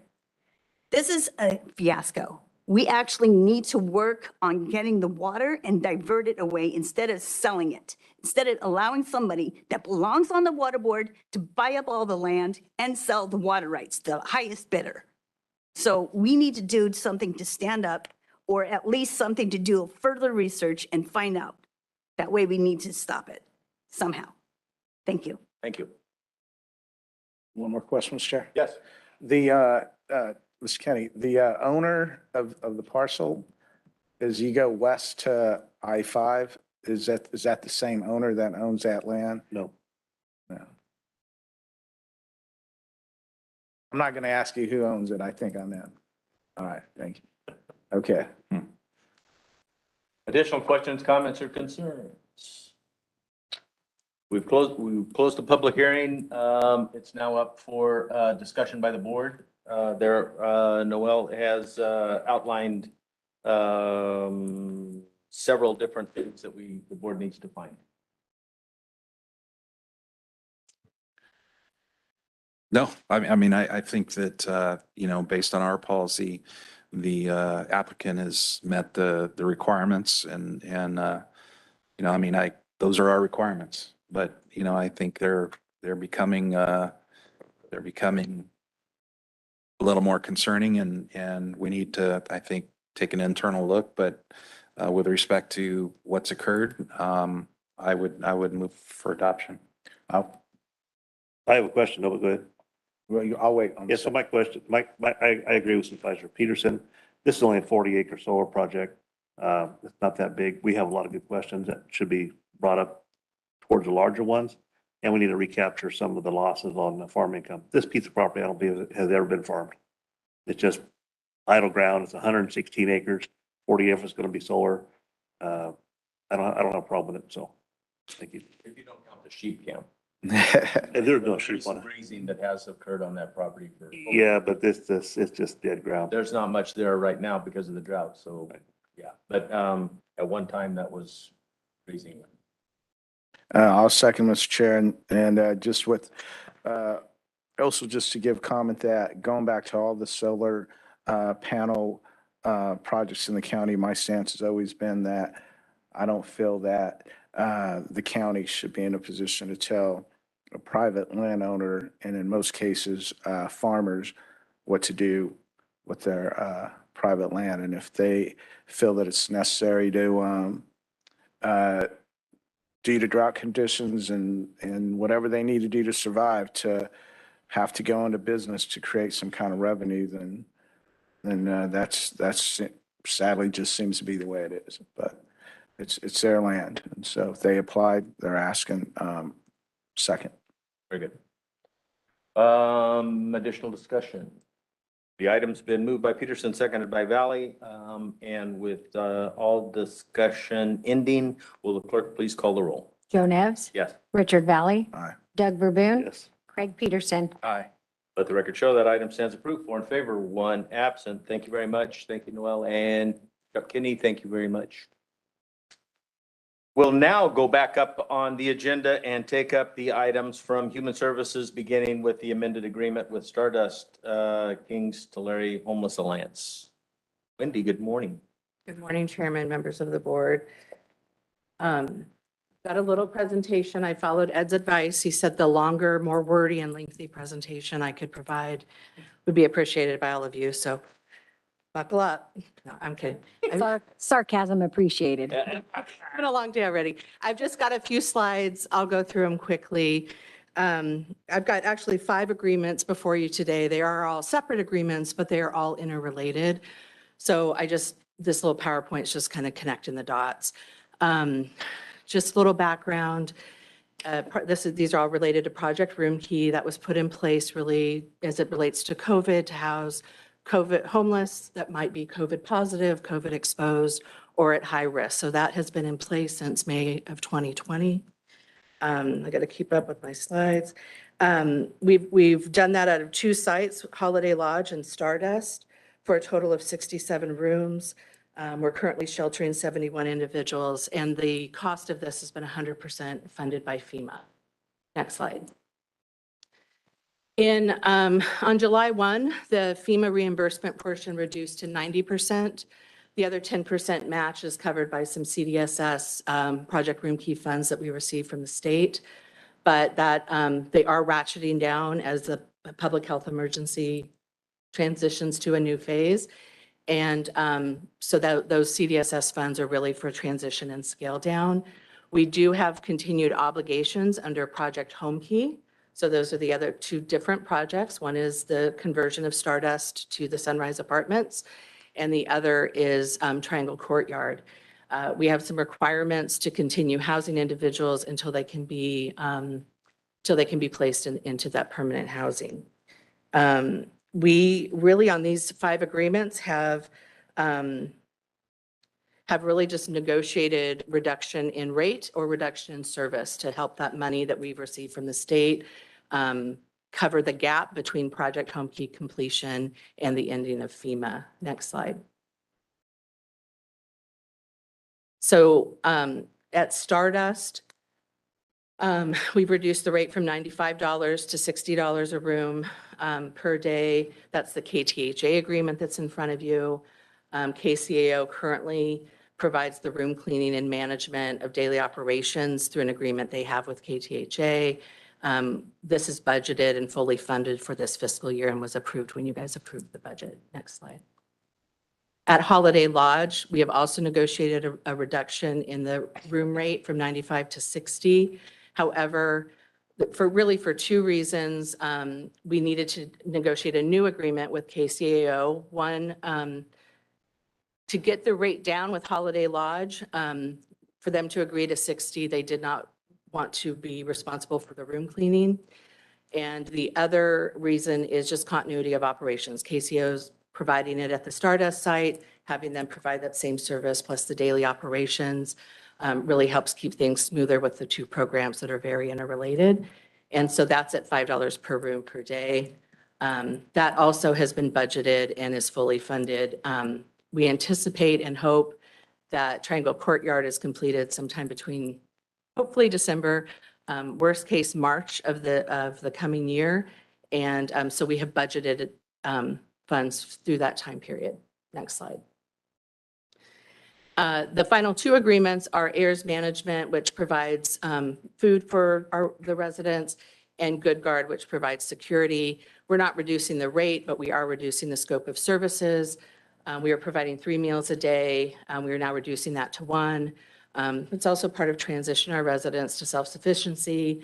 They have access to food stamps and other resources. We've been working with them to get Social Security for those that are eligible. And so we are reducing that to 1 meal a day. And then Holiday Lodge has 2 security officers there. Stardust only has 1. There's not a significant need, so we're reducing that to 1 officer per site. Last slide, I believe. So this just gives you an overview of what we've been paying, what we will be paying, and what we're saving. All of these agreements, even with the addition of the KCO agreement, are reducing our costs by about 1/3. We're going to be saving over $100,000 a month. All 5 agreements are month to month, so we just require 30 days notice to terminate, and they really are linked to those Project Home Key, the projects being completed, and so we will be phasing out as those things come to conclusion. With that, I think let me double check, I didn't miss anything. That's really all I have. So I'm seeking your approval today of all 5 agreements, and I'm here if you've got questions. Very good. Thank you, Wendy. Questions or comments? Couple, Mr. Chairman? Yes. So on the cleanup, the tenants that are in there, like when you're talking cleanup, are you talking coming in for like the way a hotel room would be cleaned on a daily basis, or is the occupant making their own bed or doing any kind of Yeah, they are doing their own basic cleaning of the rooms, but the rooms do need to be serviced, linens changed out. I forget the frequency. Twice a week. Okay. Yeah. Thank you. Mr. Chairman, I just want to say that I know that this project here, understandably, is something that's needed when you talk about just homeless in general. And, but unfortunately, 2 years ago, when this started coming up, I was a no vote along with Fagundes, because this is his district. And so I just want to reiterate that the no vote wasn't due to not being compassionate about the homelessness issues, but because of COVID at the time of these decisions were affecting that neighborhood and that community. There was the inability of the public to come in and attend our board meetings. They were locked out due to COVID laws. And so Supervisor Fagundes couldn't even hold a town hall in the community and hear from his constituents and the surrounding neighbors on how they would feel about this. So I wish he was here today, but I do appreciate the feedback that Mr. Garner came and presented to the board. And so I hope that is very much true and correct on that, because that's important to me. Moving forward now, I know that these services are needed. I'm prepared to vote yes on all of this. I just got a couple of questions. How long is the stay for the folks at Project Room Key? Let me see. Now that everything is kind of dust is settled, what are we talking, a month, 3 months, 2 weeks? I thought I had the average length of stay. Do you know it off the top of your head? Our goal for Project Room Key is to transition our homeless population to permanent housing. So on average, we've been averaging 6 to 7 months, but we housed, I think, 300 something since the pandemic happened. Some of them we've been successful with. The average stay today go to permanent housing is about 7 to 8 months of intensive case management. We do have some cases that clients also just leave the second or third day because they're not ready for permanent housing yet. Are there, thanks, sir. Are there any instances where there just isn't any permanent housing and it's time for the people to just leave? We never kick anybody out. As long as they meet the conditions for PRK, they'll stay. There is the intensive case management. It is hard finding them permanent housing right now because of the stock, but the staff has been very creative, trying to find shared housing, talking to landlord, having them move in over there. But we never kicked anybody out as long as they meet the conditions. Okay, and then if there's are there any instances where the tenants are, as they are transitioning out, right? And we know they don't have a place to go. Do you play a role in the in their transition or the transportation back to their place of origin? You know, like moving to another county or another shelter? If they're from Hanford, do you move them to stay in Hanford versus taking them to another community, either within the county or outside the county? As long as they are moving into permanent housing or a better shelter, we will transport them. Okay, thank you. So when we talk about the homeless and the Room Key project, is it mainly just local residents that use this facility, or are we bringing in other people from other counties that are, say, Kern County? Can we have better facilities here than they do? We don't. Yeah, We don't? it's primarily local. Mostly local? Yeah. Okay. And to go back to Supervisor Valley's question about the town hall, we did hold a virtual town hall on this project. And it was pretty much, I think about 15 people were on site. I don't believe Supervisor Fagundes attended that town hall, but most of the questions turned into mainly about the cart bus. It wasn't about the project. People really didn't seem to have a concern that were attending the meeting. They just want to make sure they had access to the cart bus in that area. So it was a very well attended Zoom meeting on our town hall. And if I may add, occasionally we go knock on doors and ask if anybody has any input, especially the business community over there, and anything we can do to make that transition. No, thank you. I'm disappointed he's not here today as well. We've had recent conversations that he's gotten some positive feedback as well, and kind of adding to what Mr. Garner had shared earlier. So that's All right. hearsay, but he did share that with me. I appreciate you saying that, because a lot of the weight of my decision a couple of years ago was based a lot of what he said right here. And at that time, he was having the direct conversations with his constituents, and it wasn't a project that they wanted there. And thank you for saying that. Last question up. Are there, to refresh my memories, are there other hotels in the county being used for Project Room Key? Just these two. Do you, if there's I don't want to say hot spots, is there's well-known encampments in the county? Is there any outreach driving out there and going to send down to those folks and saying, hey, if you don't know, we have this service, we have shelter, even if it's going out to Corcoran and talking to the folks at that encampment to let them know about what's available here provided by the county in Hanford? We do. There are some agencies that do an outreach. The collaborative right now is having a work group to look together. So instead of each agency doing it on its own, we want to have a holistic, cooperative approach of the outreach. So right now, the group is recognizing what is staffing needs, maybe have an interactive map where we can lively find out where the encampments are and everything. But now the outreach there is, but it's individualized by each community or each nonprofit or NGO. They've been in Corcoran before. There is, I think, a camp over there of 6 or 7 people right over there. The resources out there, but we're not there yet. We only have 67 rooms, and the population over there is more than what we can. So the waiting list right now is about 100.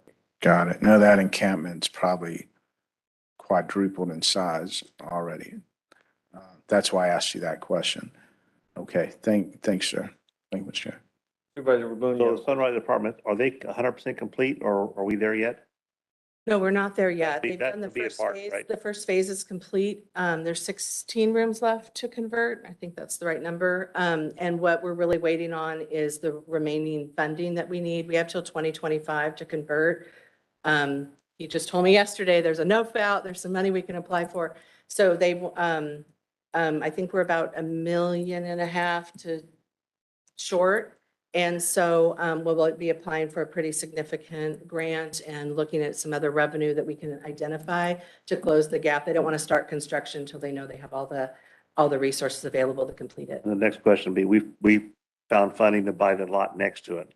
Yes, sir. Is there any idea of what we're going to do with that yet, or just hold on to it till we need it? So there's 2 lots next to it, 2 parcels. One of them we're probably going to use for parking lot. I think right now we're talking about that we needed an additional 22 or something parking from what we have right now. Okay, But we're still talking to the planning and see what we do. but there's still time because we're still trying to finish the build out on that. And COVID didn't help with getting supplies as well. No, and the costs are going up, so our gap seems to get bigger and bigger each time. So we're trying to quickly apply for some big grants to close it so we can get moving before it continues to. But we had, I think, Mr. Gardner read a letter into the record this morning about some of the positive aspects of that building being right. done in the community. So we are seeing good things from it, so that's good. Thank you.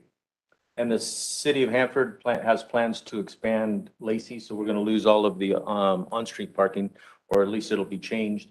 And so we really needed that additional parking for that permanent housing. So that's one reason for the additional parcels, because Lacey will be a 4-lane thoroughfare. So, George Valley, you have a quick follow-up? Yes, thank you, Mr.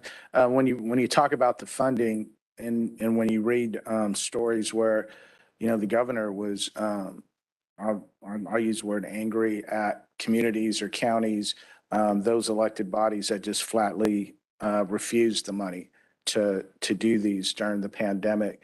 So do those monies, have they gone back into the pot where you're allowed to go back and ask for them, meaning, hey, they're not being used, there's a lot of money in this pot, can we get more? We have gone back to ask for additional Project Home Key funding, and they have told us they have nothing available. There have been other grant monies available that we are applying for that they've been putting out. So what's the PLHA? So there are some eligible uses. Locally, what we have control over, the only thing would be ARPA. That's really been designated to some other things, but these projects, that could be an eligible use of some of that money.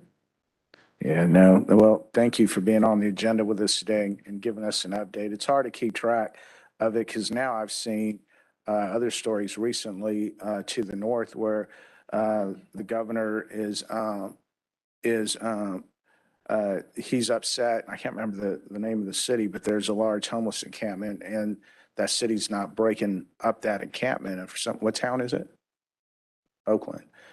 So he's got his eye on that and even threatening to withhold funding for that city if they don't break up the encampment. So I'm trying to understand what the reasoning is for that. So I know homelessness is not just for one flat level way to look at it, right? So sometimes you agree on a solution and sometimes you don't, and makes you look like you're not compassionate to the issue. But I know there's multiple layers to it. We are. Thank you. Additional questions, comments? I'll make a motion to approve as presented. So you're just doing the first one? Can I do all five? Diane, can we do all five with one motion or do we have to take them each separate? Only written as one. I believe that we could do it as one motion, but make sure the motion is to approve all five agreements presented by the Human Services Agency concerning Project Roomkey. So Supervisor Baboon, were you doing? I'll make a motion to do the first agreement with Jardesh Patel. The second motion will be, along with that, will be Community Action Organization to provide cleaning and also air management transport and continue to provide services month to month. And Project Roomkey approval, the amended agreement with Good Guard Services, Security Services. So all together. All together. Presented. Thank you very much. I identified it. Yeah, thank you. Appreciate that. There has been a motion made. Is there a second? Second. Moved by Verboen, seconded by Peterson. Additional questions or comments? Hearing or seeing none, will the clerk please call the roll? Joe Nevs, Yes. Richard Valley, Aye. Doug Verboon, Yes. Craig Peterson. Aye. Thank you, Jen. Let the record show collectively, all of the agreements have been approved. And so Wendy and Assam, thank you very much. The next item comes from administration dealing with a Public Works response to a grand jury report dealing with pedestrian safety in Kettleman City. Dominic, thank you for being here. Morning, Mr. Chairman, members of the board, Dominic Tyberski, Public Works Department. I am before you, your board this morning to request approval of the Kings County Public Works' response to the grand jury report titled Follow-up to Grand Jury 2020/2021 Pedestrian Safety in Kettleman City, a community's longstanding plea for improvements. So in response to the grand jury report, I would just like to kind of go through my responses. There were a number of statements made in the report that I would like to clarify. So the first response is in regards to page 1, recommendation number 2 by the grand jury, which states, Kings County Department of Public Works should strongly advocate for any and all pedestrian warning signage, including solar-powered flashing beacons used by Caltrans on the state highway system to be installed along the northbound and southbound approaches to the residential area and crosswalk on State Route 41 at General Petroleum Avenue. The Public Works response is solar-powered radar feedback signs were installed in State Route 41 right-of-way northbound and southbound by County Public Works in 2015.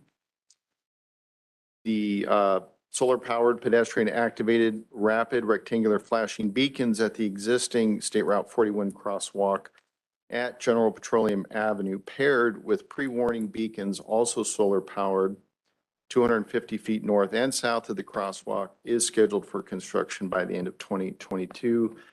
And I'd just like to point out those would already be in the ground, but that project has been held up by Caltrans. So we're working as diligently as we can to get those out there, but we did secure an ATP grant, which funded the design and construction of that improvement. So we're happy about that.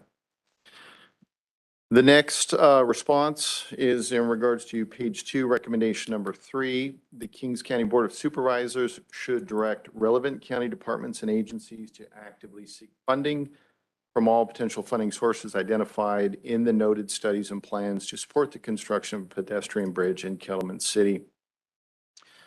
In response, that is in progress. So in regards to improvements within the community, we've pursued USDA community facilities loan, private loan, ATP funding, HSIP funds, Safe Routes to School funds. We've also been able to secure money from the state in earmark money and in this year's budget. Next response is in regards to page 2, paragraph 3 discussion. The grand jury interviewed the superintendent of Reef Sunset School District on February 18th. He's genuinely concerned about his students having to cross 41. The school is willing to help in any way possible to make their students safe while walking to and from school. And I won't read the rest of the paragraph, but the response from Public Works is the most effective way for Reef Sunset School District to help would be to provide any funding assistance that they may be able to do for the pedestrian bridge project. Any funding provided by the district would be instrumental in completing this project. So that's really the best way they could help us if that's an option for them. Next statement is page 2, paragraph 4, under discussion. County Public Works Director for Kings County was interviewed on March 11th, 2022, and again on April 22nd, 2022. He shared that there are other short-term measures that could be taken until a pedestrian bridge could be built or that could be put in place instead of a bridge, such as a hawk system or a version of a roundabout. The building of a bridge could take many years and is not always used as frequently as one would think. The Public Works response is paraphrased response attributed to Public Works Director is out of context. The question centered on whether other safety improvement alternatives to building a pedestrian bridge exist, which, as in most instances, including this one, there are various alternatives. Additionally, the Public Works Director was asked what a detractor might be to building a pedestrian bridge aside from cost. The paraphrased statement regarding the utilization rate of pedestrian structures was based on Caltrans empirical data, not the opinion of the Public Works Director. A 100% effective traffic control device has yet to be invented. As such, there is no safer option for pedestrians crossing a vehicular pathway than a grade separation. The next response is in relation to page 2, paragraph 5, under discussion. The county has secured and earmarked $2 million to the bridge project. The money would be used for the planning and design of the bridge. Further monies would need to be secured for the actual construction cost. County's Director of Public Works guesstimated that the total cost of the bridge might cost $10 to $12 million. If funding is secured, it would likely take another 5 years plus to be built. The response is cost estimates indicated in the report reflect Caltrans cost projections, not the county's. County cost estimate is $7 to $9 million, $4 million of which has already been secured for this project. And that's not including any road fund monies that we might be able to add to that. So $2 million is already encumbered per an executed agreement with the state, and there's an additional $2 million in the current budget. The next, apologies, the next response. The next statement in the report refers to page 3, finding number 4. Kings County Department of Public Works and Caltrans has advocated for solutions such as a rectangular flashing beacon, the Hawk signal system, or a roundabout instead of a pedestrian bridge. Public Works response. Public Works does not advocate for solutions to roadway challenges. The department determines a course of action based on industry standard best practices and professional judgment. And if multiple viable options exist, the department seeks direction from the County Board of Supervisors. In either scenario, approval by the County Board is required prior to proceeding, and the department does not attempt to lobby or influence the board's decision other than providing a professional recommendation. Additionally, the proposed roundabout at State Route 41 and General Petroleum Avenue is a Caltrans concept which would be utilized in conjunction with any SR 41 pedestrian crossing solution that may be employed, including a bridge, not instead of.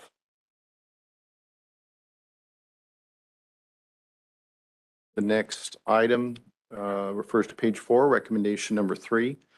Kings County Board of Supervisors should revisit the probable non-usage of a pedestrian bridge, the astronomical cost of $10 to $12 million for such a project, while keeping in mind there are many other worthy projects in Kings County that could use funding. Public Works response. The community has expressed a great deal of support for this project. As such, I would expect the Caltrans utilization rate projections to be inaccurate, and I would expect a high utilization rate by the community.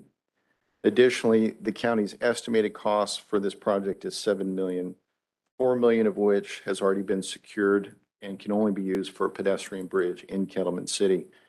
Further efforts are underway to secure remaining funds. However, in the interim, Public Works intends to move forward with the design of the bridge and right-of-way acquisition. And final statement is in regards to page 4, recommendation number 4. The report reads, considering the maintenance that a pedestrian bridge would require and the probable non-usage of such a bridge, Board of Supervisors should not go forward with the Kettleman City pedestrian bridge. Other options should be installed, such as the Hawk signal system, lighted crosswalk roundabouts, or extra flashing lights. Public Works response. Excuse me, maintenance of a concrete structure of this type is negligible in cost.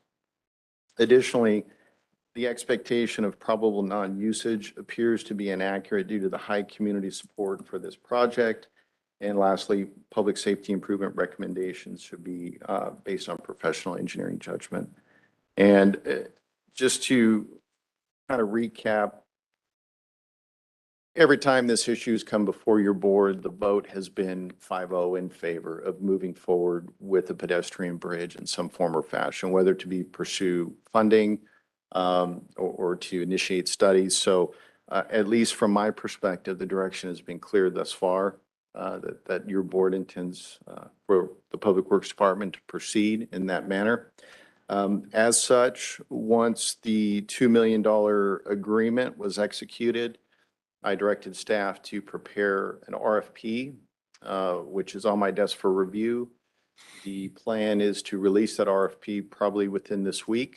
And I would bring that back before your board once we selected a consultant to begin the design and secure the right-of-way necessary for this project. And again, we would utilize the $2 million that's already been encumbered under an executed agreement with the state.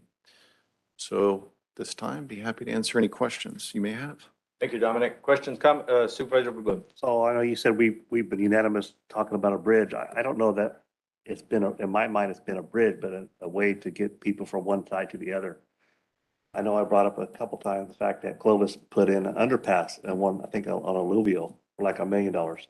And we also have some drainage problem when it does rain. And I thought we should look towards that at the same time. I think to be the fiduciary responsibility of us is to do the best job we can with the least amount of money. I know there's only 16 students on the other side of the street over there. And, getting a large community support is probably only about 16 to 30 people that will be in support of that. But it's also close to $9 million. I think we should exhaust all avenues of getting people from one side to the other, not just focus on a bridge. When Clovis can put, several thousand people a day underneath the road for a minimal amount of money, I think that's something we should look at the same time and address our storm drainage problems at the same time when it comes to the curb gutters and sidewalks. I know we've improved that community a great deal and we focus a lot on that community, but at the same time, we got to, it's a lot of money and we need to do the best job we possibly can. So I know I brought it up a couple times with underpass, so I would expect that to be pursued at the same time. This comment. Supervisor Peterson? Yes, and I know you're getting ready to issue an RFP, you said? Correct. And that's on planning. That would be for the design of the bridge or possibly an undercrossing and also for the right-of-way acquisition. So we would identify the parcels that are needed for the structure and we would purchase those. And then so the future monies would be used for the actual construction. And you would purchase those with the funding that's been acquired through the political process? Correct. Yeah. Yes, the 2 million that's already been encumbered. So I guess the first question is, and I don't know if you can answer this because of the RFP process, but do you have a number in your mind that you think this is going to come back within what boundaries this may come back within? For the design consultant or the entire project? Well, you're issuing an RFP, right? That's correct. And so what is your expectation on? My expectation is that with the $2 million that we currently have, we should be able to design this project and purchase the right of way. And that's probably going to exhaust that initial $2 million. So have you looked at all, willing buyer, willing seller, right? Is it the state that owns the land or is it private landowners? There are a number of parcels that are vacant that would be ideal. We obviously don't want to purchase property where an existing viable business is located. The landowners, I don't have them quoted, right now they are private owners. It's not the state.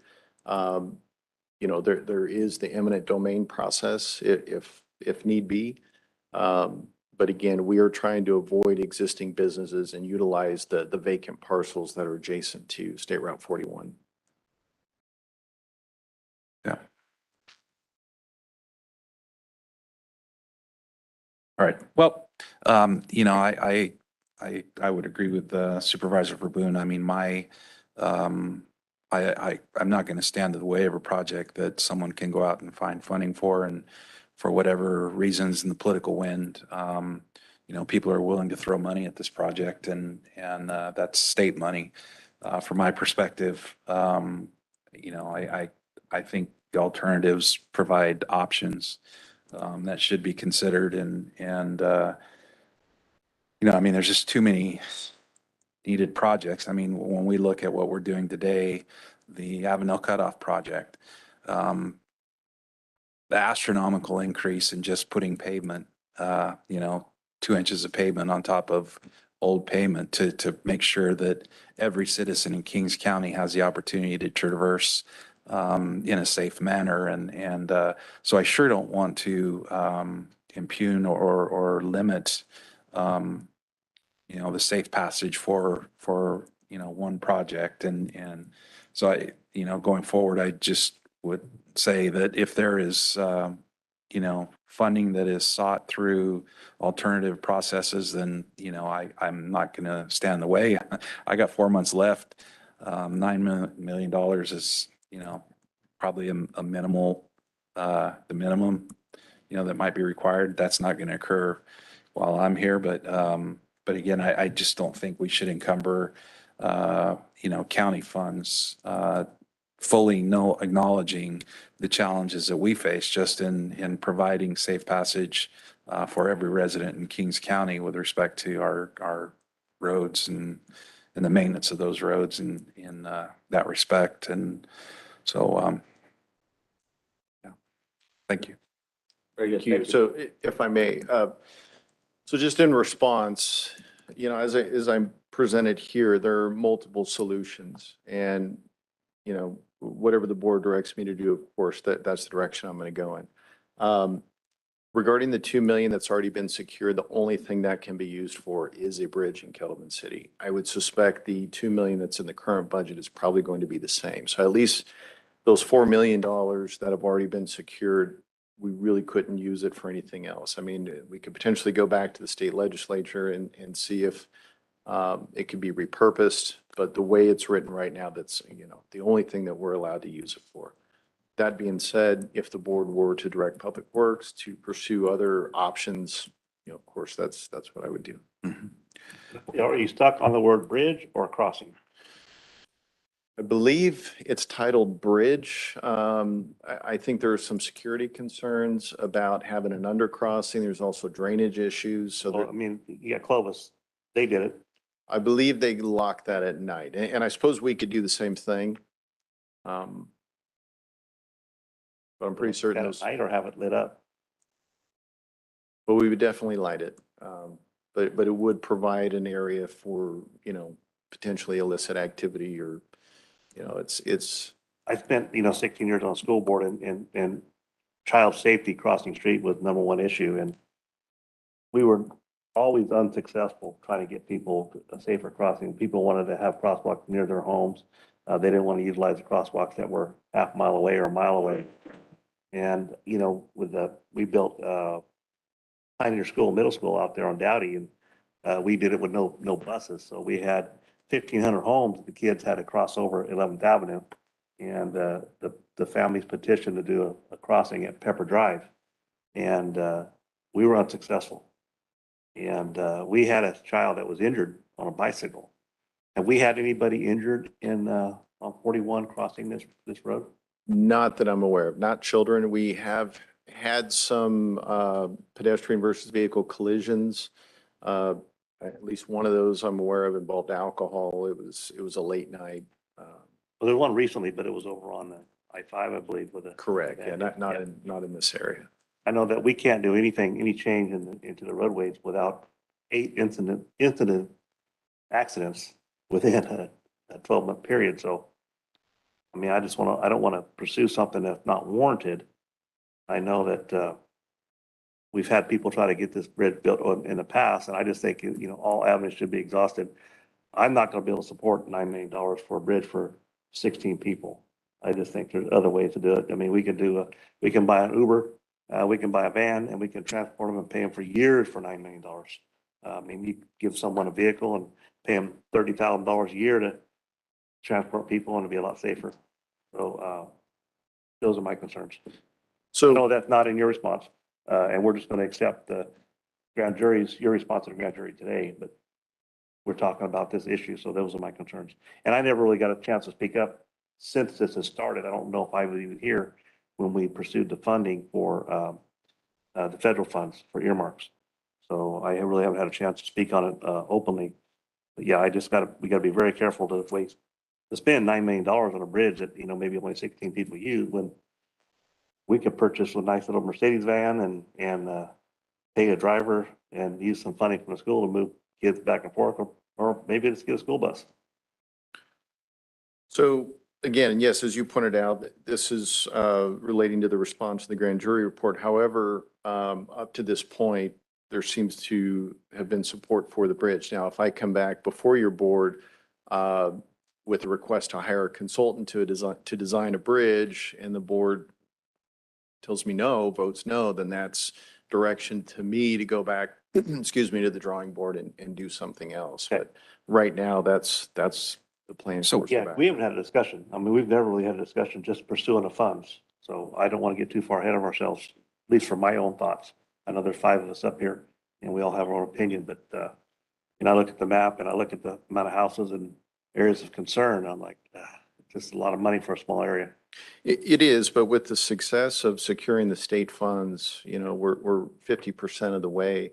And that's building momentum. So again, If however we your can kill board, 2 birds with 1 stone and do the drainage, so we can add on more curb gutter and sidewalks in the future to, support that community, that'd be fine.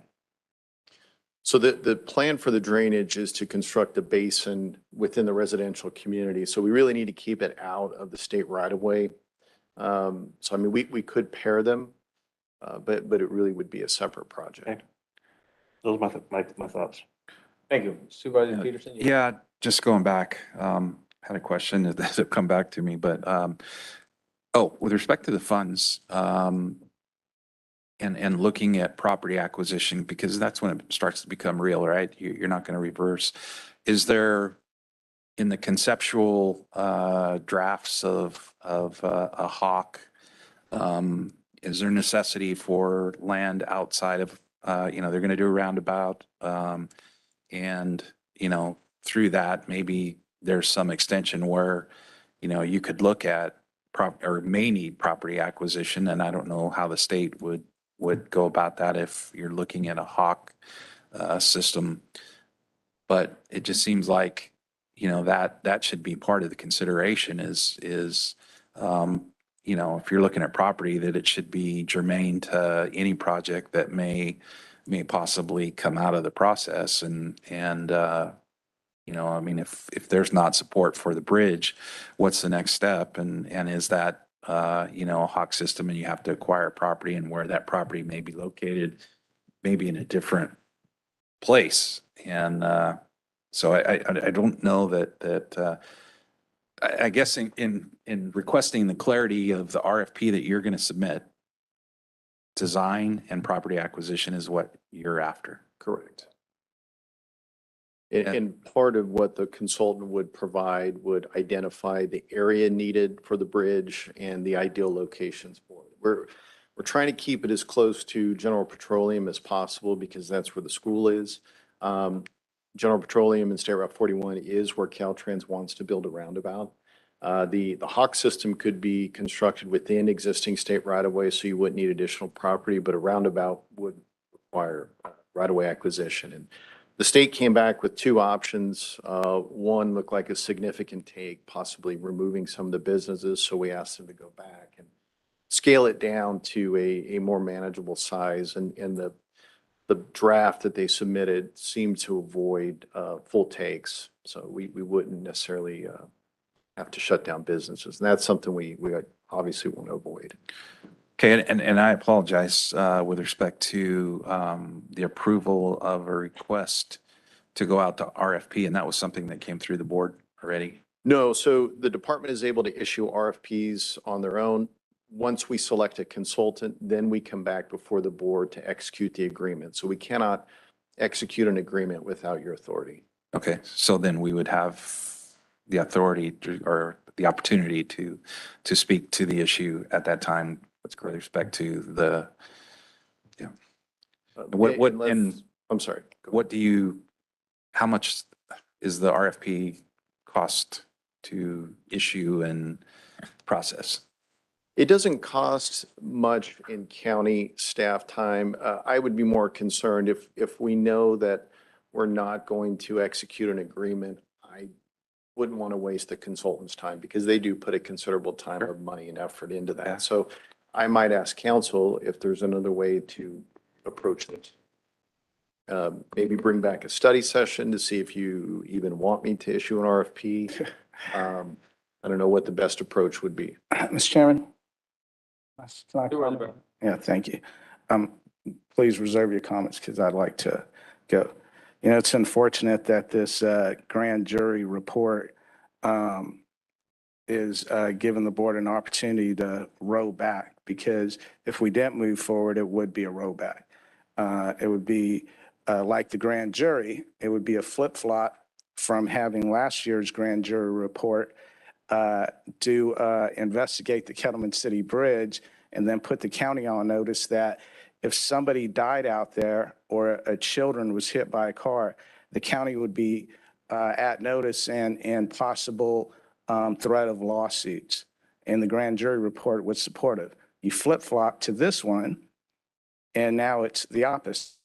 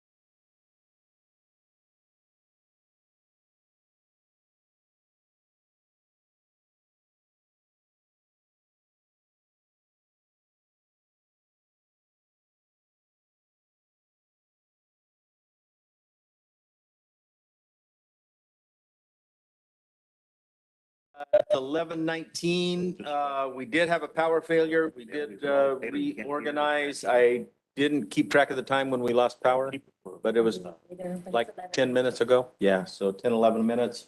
So let the record show that everyone's still here and we are continuing with the discussion on the pedestrian safety bridge in Kettleman City, and Supervisor Valley has the floor.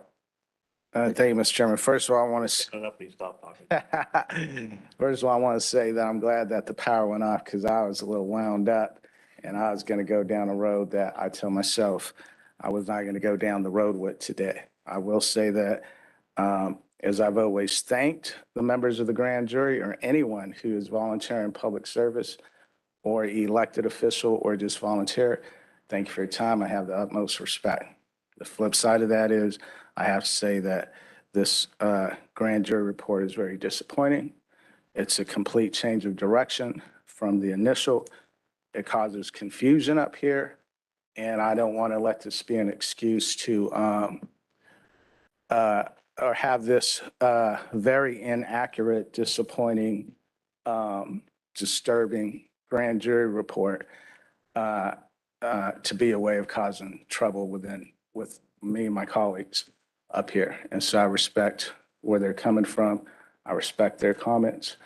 However, I will say that a lot of what I heard, we've covered ground. And so I had a feeling that this report was going to give an opportunity to have us move backwards a bit. And that's fine because we're just going to keep moving forward. But, and I feel bad for you, sir, because you're at the podium and I can see the confusion on your face because you have been given direction. Even going back to the RFP, that was a couple of weeks ago. For some reason, we had to have an agenda item just to accept the $2 million from the state. And we did. And in the motion to accept it, you made it clear that it can only be used for one thing, which was a bridge, and that you're going to use it to go out to RFP. So you got the support of the board, the direction to do that.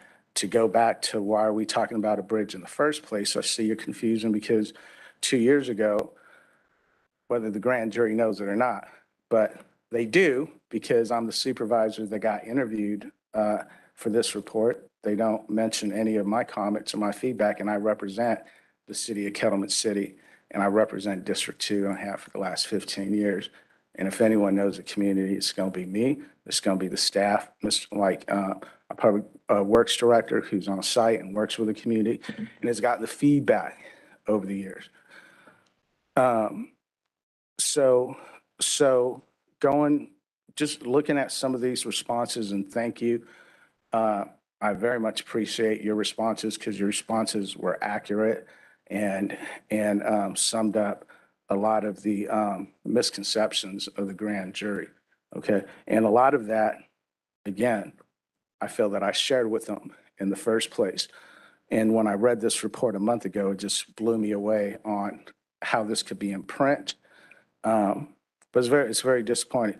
But going back to past actions, 2 years ago, the board, we had a vote to prioritize on what the top priorities were in the county. And we heard a multitude of projects. And at the end of the day, the board voted 5-0 that the number one priority in the County of Kings was a Kettleman City pedestrian bridge. That's on the record. Once the board did that, I thanked them. I appreciated them. The community has been here multiple times to thank them. But it also told me, I know that my board members are, and I love them for this, are very fiscally conservative, and so am I with taxpayers' dollars. I wish I was as good with my own private money, which I'm not, as I am with taxpayers' dollars, very conservative too. I join in that way of thinking with them. So I took my butt to Sacramento with the support of that 5-0 vote, working with Chris Com, our lobbyist, and Assemblymember Solids, and got $2 million. And by the way, your records is $5 to $7 million cost project of the bridge. With other agenda items on the bridge up here in the support of the board, and again, thank you for that support. that told me, in hearing them more, hey, we only have 2 million, this is 5 to 7. We know where's the taxpayer money gonna come from? I go back to Sacramento with Chris Comp and some member Solids, and we bring home 2 million more. And I shared this with the grand jury. So if this is a $5 million bridge and I worked to deliver 4 million to the county, I would hope to have the support of my colleagues to say that, look, I hear you. The money's hard to come by. I went and I worked, and it's not easy to go get money. You got to have relationships up there, you know, and I've exhausted any political equity that I have in that little white building in Sacramento to deliver $4 million, because it is important. It's important to the entire community of Kettleman. I know, because I've asked them. I was there again this past Saturday. The community is looking forward to using the bridge, not just people who live on the east side. This is a walkable communities have been the way of the future for a number of years. Walkable communities get designed before they even get funded. It helps having the ability for those folks in Kettleman to say, hey, now there's a walk path too, which is a health factor, benefactor to this project too. Not obviously the concern is passage of safety, small children who cross that highway on a daily basis, not just in the school year. But the feedback I got is that they plan to use this, and it makes it walkable. The libraries on one side, where people go to pay their utility bills is on the other side. And so any improvements, the curb, gutter, and sidewalk that we're working on, all that helps, right? Lowers diabetes rates, overweight rates. All that to me in the back of my mind is looking at the bigger picture. So again, I believe that moving forward, we've given direction. I hope that the board continues to have the support. By the way, when I shared with the community last Saturday, I was on the microphone talking to the folks and telling them, look, there's a grand jury report that's going to come up on Tuesday. I want you to know the grand jury says that you're not going to use the bridge. You're going to be too lazy to use the bridge because you're not going to want to take the extra steps to climb up the bridge. You're going to run across the highway anyway. And they take it the way I take it. That's very insulting. Okay? First of all, I'm being raised by Hispanic parents. I know how it is out there. Those parents are at work. They're in the fields.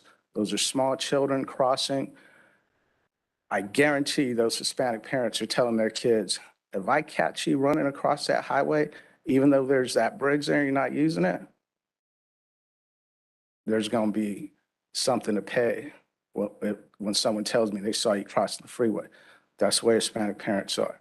And I know that. I have no problem saying that. The other thing I wanted to point out that is disturbing, you have grand jury that's saying, there's $4 million here. Use it in other areas of the county where it's badly needed. They're saying, forget this impoverished community, this unincorporated community, let's send it somewhere else. So I just wanted to ask the council, county council, am I within my right publicly to say whether or not any member of the grand jury lives in the community of Kettleman City? The addresses of grand jury members are considered confidential and not publicly disclosable. Thank you. So then, again, I wouldn't be within the right to point out whether or not one member of the grand jury even resides in my district, District 2, which encompasses Kettleman City? As long as you don't disclose their address. Okay. Well, I want to disclose their address, but then I guess it gives me the green light to say that not one member of the grand jury lives in Kettleman City. Not one member of the grand jury lives in District 2. What would give them the right to say when their supervisor, District 2, went out, did the work to get 4 million from Sacramento, and for someone on the grand jury who don't even live there to say, oh, spend this money elsewhere? Where's elsewhere? What are they talking about? Hanford, Lemoore? It's disturbing to me. It's disappointing to me. The report lacks integrity. And again, I want to thank you for correcting a lot of how they try to spin your comments. there's no way they can spend my comments. They just didn't use them. Someone who's represented that community for 15 years and sat there and thought I was having a very positive conversation with the body that's supposed to have integrity and be responsible to all citizens of the community. To read this tells me I was not having that kind of conversation. And, we volunteer when we get a phone call. Hey, supervisor, can you come down and spend an hour with us? Don't call me again, because it's going to be no, subpoena me. I'm not going to voluntarily go there anymore. I'm telling you that right now. I know there's a new grand jury that's seated. God bless them. The old grand jury did this report, but they really put some egg on their face of the grand jury, in my eyes, when I read this report, because it's a false narrative and they knew better and they had the information. And for some reason, they felt they needed to point this out and go in a reverse direction of where they went the first time. So again, colleagues, thank you for your comments. I hope we can move forward. And I hope that you could also appreciate that if this is a $5 million project, I went out and got $4 million because I listened to you and I hear your concerns on that. Thank you, Mr. Chairman. Thank you. You want a motion to accept the report? If all discussion has ceased.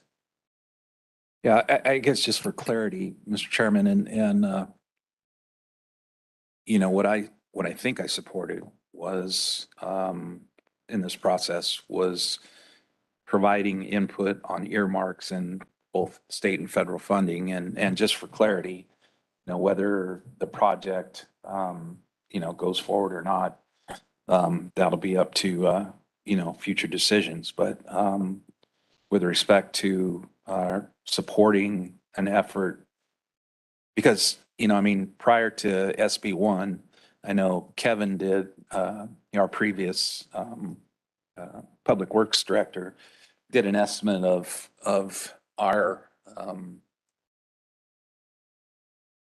level of being behind in updating roads in California or in Kings County, and we were over $47 million in the rears in addressing road conditions in Kings County at that time, and it passed, and then the assembly went in and robbed a portion of it again, and so we didn't get all of it. But so I concur. I think some of the decisions that were made, when you look at the decision that Congressman Valadao did, is it valid? He supported the 4-lane expansion on Highway 41 between Kings and Fresno County. You look at the death rate that's occurred there, that's real. People were losing their lives every day, and I think it had merit, clearly, and it moved forward. But again, I think, in my support, just to be clear, it was about earmarks and both state and federal funding. And again, Supervisor Valley has shown that he can go out and seek funds, but for me, again, it's about making sure that we use those funds wisely. It's again over $1 million a mile to try and just do overlay. So, we've got a significant problem, and as probably every county in California does and across this nation. And so, making wise use of and smart decisions on how we spend those funds is just that. So thank you. Thanks. Thank you, Mr. Chairman, for another. I just want to also add to that too, because it reminded me that whether or not data has shown that there has been deaths or accidents, from here in the community, there clearly has been a lot of close encounters. And so even if you go to my Facebook page, I interviewed some kids, elementary school children, at that crosswalk last year, and I asked them if they've seen any accidents, or they brought it up on their own, and they talk about on video of the close calls and even the close calls they've been involved in, and saying that they're scared for their little brother or their little sister. These little kids running across Highway 41. You don't walk across Highway 41. You run across it there. It was endorsed, when we did vote, We did vote. The vote came up on the rating of the projects, yes, as Sue Peterson pointed out, for federal and state funding. And again, being very happy for the community of Kettleman City that day to get the #1 priority. That came with a lot of backup. We had California Highway Patrol was here. They wrote a letter. They said, yes, that's a very dangerous intersection. Kings County firefighters are stationed right there. They wrote a letter. They came, they spoke in support of it. There was a lot of support on that. And I just don't want to see, because the grand jury report got published, that all of that to be diminished or not even being remembered, because it's on the record. And I do appreciate you pointing out too that, not one member of the grand jury is a professional engineer. All right. And so just stay to your lane and work on the things that you're supposed to be working on. You're not a professional engineer. Shouldn't even be talking about something this big of a project when we have professionals and leaders who are working on this for a multitude of years. Thank you. Thank you. Supervisor. If there's no question or comments, I'll make a motion to approve the grand jury report as presented and the comments from our Public Works Director. Second. Moved by Verboen, seconded by Peterson. Additional questions, comments, or concerns? Hearing none, will the clerk please call the roll? Joe Nevs. Yes. Richard Valley. Aye. Doug Verboen. Craig Peterson. Let the record show that item stands approved, 4 in favor with 1 absent. Thank you, Dominic. Good luck. The next item is an update on the pandemic or the health emergency, and Rosemary. Good morning. Good morning. Chairman, Supervisors, Rosemary Rand, Department of Public Health. I'm here today to provide you a COVID update. The number of COVID cases have steadily decreased over the past 3 weeks. For the last 2 weeks, there were 533 cases, which is a decrease from the prior report, which was 838 cases. BA.5 is still the dominant strain on sample sequenced, and Kings County still remains in the high orange classification for community transmission this week, according to CDC. We are anticipating the county to move to more of a medium yellow transmission by next week, hopefully. Hospitalizations are at 10. 9 of those are Kings County residents, and all 9 are in the medical surgical unit. The daily patient average in hospitalizations for the last 2 weeks has been 9.7, which is a decrease from the prior reports. Testing continues in the county at various locations, and in the last 2 weeks, a total of 4,563 tests were done in the county as a whole, with a 14.7 positivity rate. We continue to hand out rapid antigen test kits, and a total of 100,592 kits have been given out to the county from our county stores of tests. As for vaccinations, over the last 2 weeks, 888 vaccines were given in Kings County. Residents can get vaccinations at the health department, local pharmacies, and pop-up clinics around the county, and the current schedule is on the website. Moderna and Pfizer have developed COVID-19 bivalent boosters that include an Omicron BA.4 and BA.5 valents. The Moderna bivalent booster is intended for those 18 years and older, and the Pfizer booster is for those 12 years and older. Both are pending FDA emergency use authorization. Kings County and other counties around the state are pre-ordering doses, so once the FDA approval is received, those vaccines can be administered, and they're anticipated to arrive after Labor Day. So these would be boosters that would cover the BA.4 and 5, which is causing the reinfections even after a full vaccination doses. Kings County's reports and data is also located on our website, kcdph.com. And as always, would like to remind everyone to stay home when you're sick, get tested if experiencing COVID-like symptoms, and get vaccinated if boosted. If not, masks continue to provide protection and are still required in healthcare settings.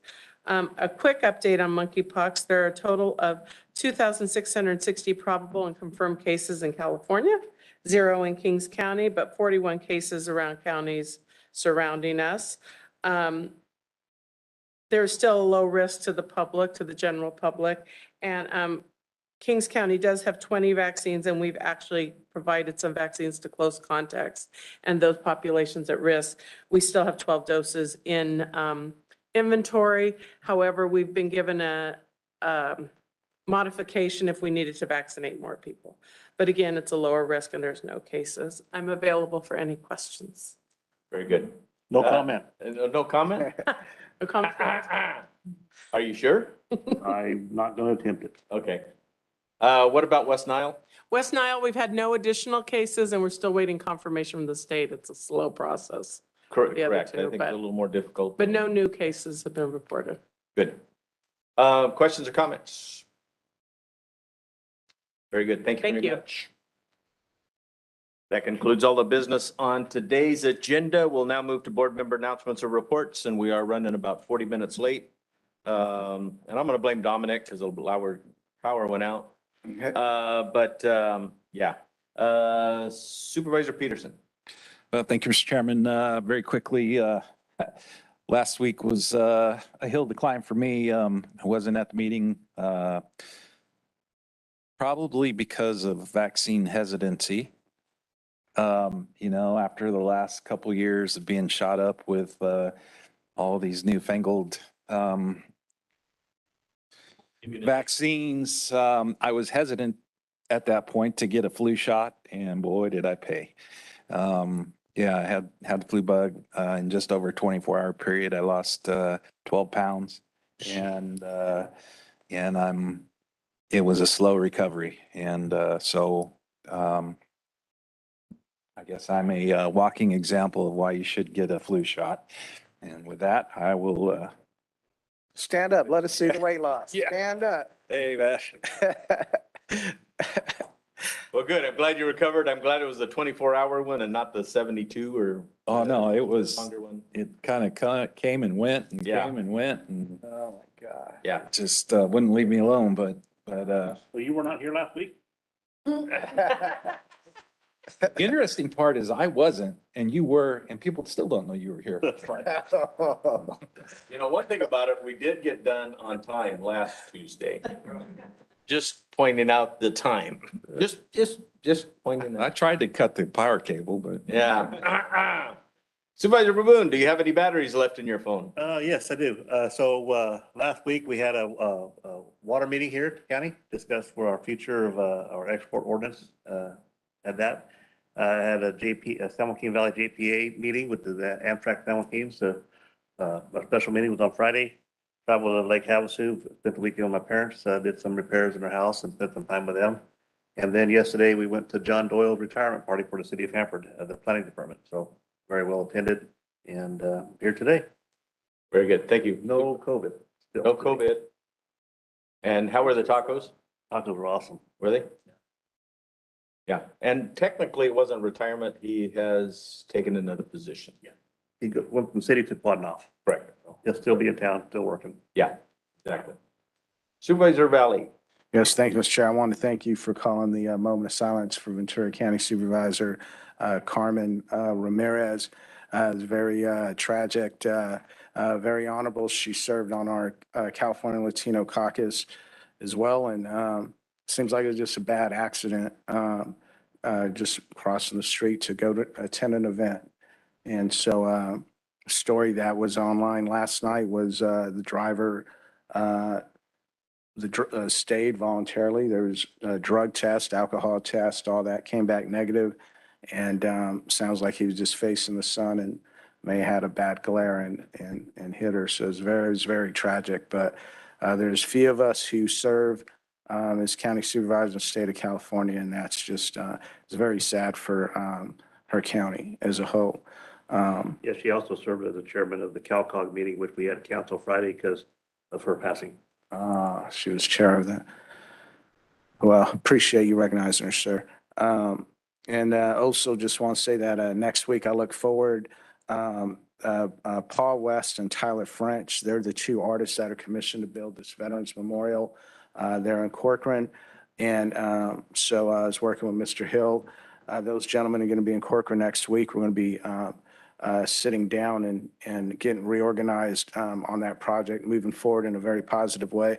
We want to take the opportunity for them to come here, be on agenda, present, show some progress on that report. And I believe it's owed to you gentlemen as well. You guys helped provide the money, so they want to come here and be respectful to you and provide the update. But I think it's going to be, I'm looking forward to it. It's going to be really exciting on there to see that. So I think they showed us a lot of Memphis hospitality when we went there 2 months ago. I want to turn the favor back to them too. So look forward to having them be here. Thank you, Mr. Chair. Very good. Thank you. And for me, attended the credit union audit review, working on policies through the credit union. Kiwanis Club of Lemoore had their meeting. We've downsized to one meeting a month and continue to work through some of the attendance issues that service clubs are just having literally nationwide. Kicked off my 33rd season on Lemoore High School game day volunteer as the freshmen took on Paso Robles. They didn't take them on very well, but they did show up and did play. Just didn't score enough points. The American Legion breakfast continues to happen on Fridays. Again, the John Doyle congratulations lunch that happened yesterday, and then Kings County Behavioral Health meeting yesterday. We talked about the Sober Fest coming up in September. Suicide Prevention Month is also September, and some of the Kings Partnership services that happen through behavioral health. We also kick off the discussion on the data notebook that's due to the state by October 28th, and that's the report that we offer the state and kind of compare our services to services statewide. So that will be coming up. Mr. Hill, do you have a report on board correspondence, upcoming events, or future agenda items? Yes, thank you, Mr. Chairman. Your board sent out correspondence to Assemblyman Steve Bennett on August 19th in opposition of AB 2201, which seeks to increase groundwater management burdens on locals. Your board also received correspondence from CSAC dated August 19th regarding the 2022 CSAC Challenge Awards. The deadline for submissions for this award is August 31st. We are submitting 3 items for the county: solar projects on campus, early access to stabilization services in our jail, and the employee photo contest. Your board was invited to Westland's 70th anniversary on September 8th from 5 p.m. to 8 p.m. at 1544 West Van Ness Avenue in Fresno. Your board received correspondence from Santa Rosa Rancheria dated August 12th regarding the Santa Rosa Rancheria Tachi-Yoket Tribe's 2022 annual powwow. Your board also received correspondence dated August 18th from Susan Bissig, I'm not sure if I'm pronouncing that right, regarding the Taylor Cemetery on Glendale Avenue in Lemoore.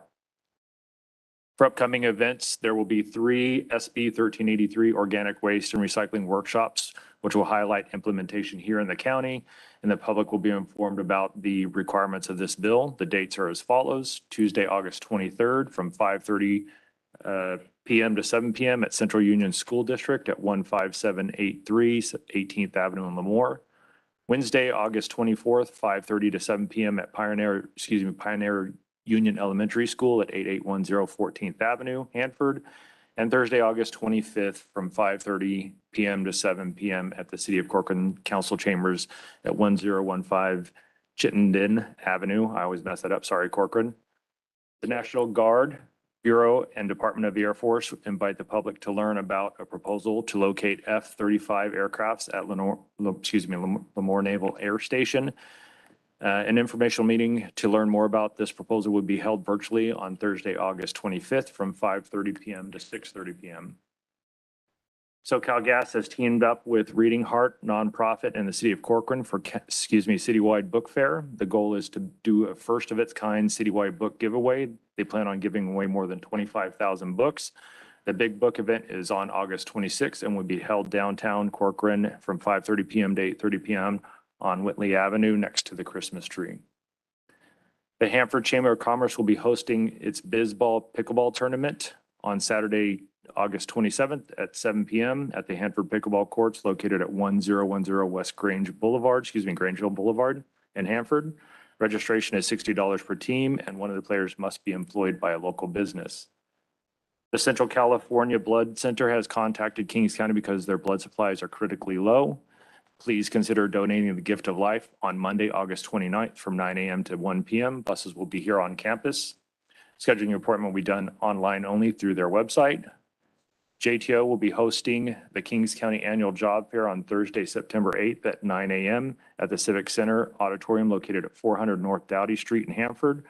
There will be 50 employers for people to speak with in person and potentially even interview with some on the spot. So participants are encouraged to bring their resumes as well as dress for success. The Kings County Sheriff Posse will be holding an annual dinner, dance, and crab feed September 10th. The event is being held at Burris Park. Tickets are $150 per person, which includes all-you-can-eat crab and tri-tip. You must be 21 years of age or older to attend. If you would like to purchase tickets, please call Amy Kemp Van Eye at 852-2795. Lieutenant Commander Otis Tolbert, U.S. Navy 3rd Annual Memorial Golf Tournament will take place September 10th at the Lemoore Golf Course located at 350 Iona Avenue in Lemoore.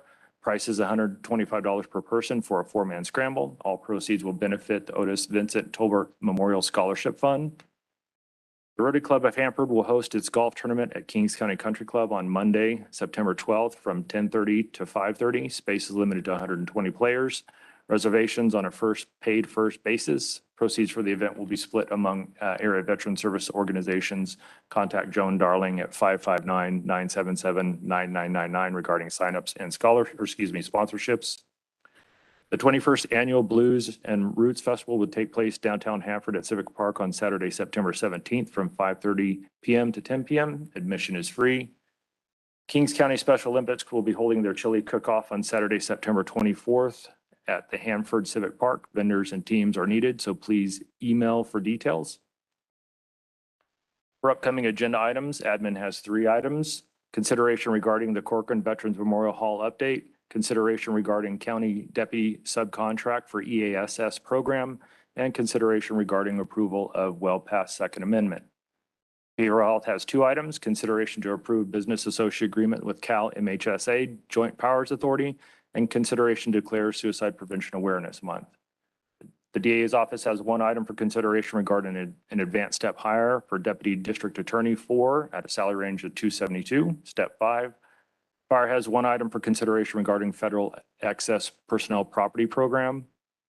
Health has 2 items, consideration for California Oral Health Forwarding Funding Allocation and consideration for approval of waiving the flu vaccine administration fee for state-provided flu vaccines throughout the county. HR has 1 item for consideration regarding Personal Appeals Board, alternate member appointments. HSA has 2 items, consideration for approval of agreement with KCAO and DV shelter-based programs, monitoring and disbursements of DV trust, and consideration for approval of a salary adjustment for in-home support services providers. Public Works has 4 items, consideration regarding in lieu of parcel map 2107, consideration regarding RFP for motor pool fuel system upgrades, considerations regarding fiscal year 21-22 Senate Bill 1 funded Kings County Roadway Improvement Project construction, and consideration regarding fiscal year 21-22 Senate Bill 1 funded Kings County Roadway Improvement surveying. And Sheriff has 1 item for consideration approval of firearms purchase requests. That concludes our report. I'm happy to answer any questions. I kind of zoned out. Can you report that again? Hey, No, never mind. Any questions or comments? I wish someone should have shut the power off halfway through that, man. Whoa. Trying to set the record, you just set the record for the longest. Going on? I thank you for your report. Thank you very much. Very well rehearsed. I think we could have done it one more time, but that's okay. We'll, in the effort of time, we'll. Can you do it in Spanish now? No. All right. Yeah, buckle up. With that, if there are no questions or comments, the board will move into closed session today to take up 2 items, significant exposure as well as a litigation initiated formally. Any reporting out will be made at the next regular meeting on August 30th. I also want to bring your attention that there are 2 more meetings. California Public Finance Authority will be meeting right now, and then shortly after that, in-home supportive services meeting will take place. With that, thank you very much, everyone. Sorry about the long meeting, but we covered a lot of territory, and we certainly thank you for your input and support. Please have a safe trip home, and we will need 5 minutes or so, Catherine, to get ready to do the California Public Finance Authority. With that, thank you very much, everyone. Yep, I'm seeing 2.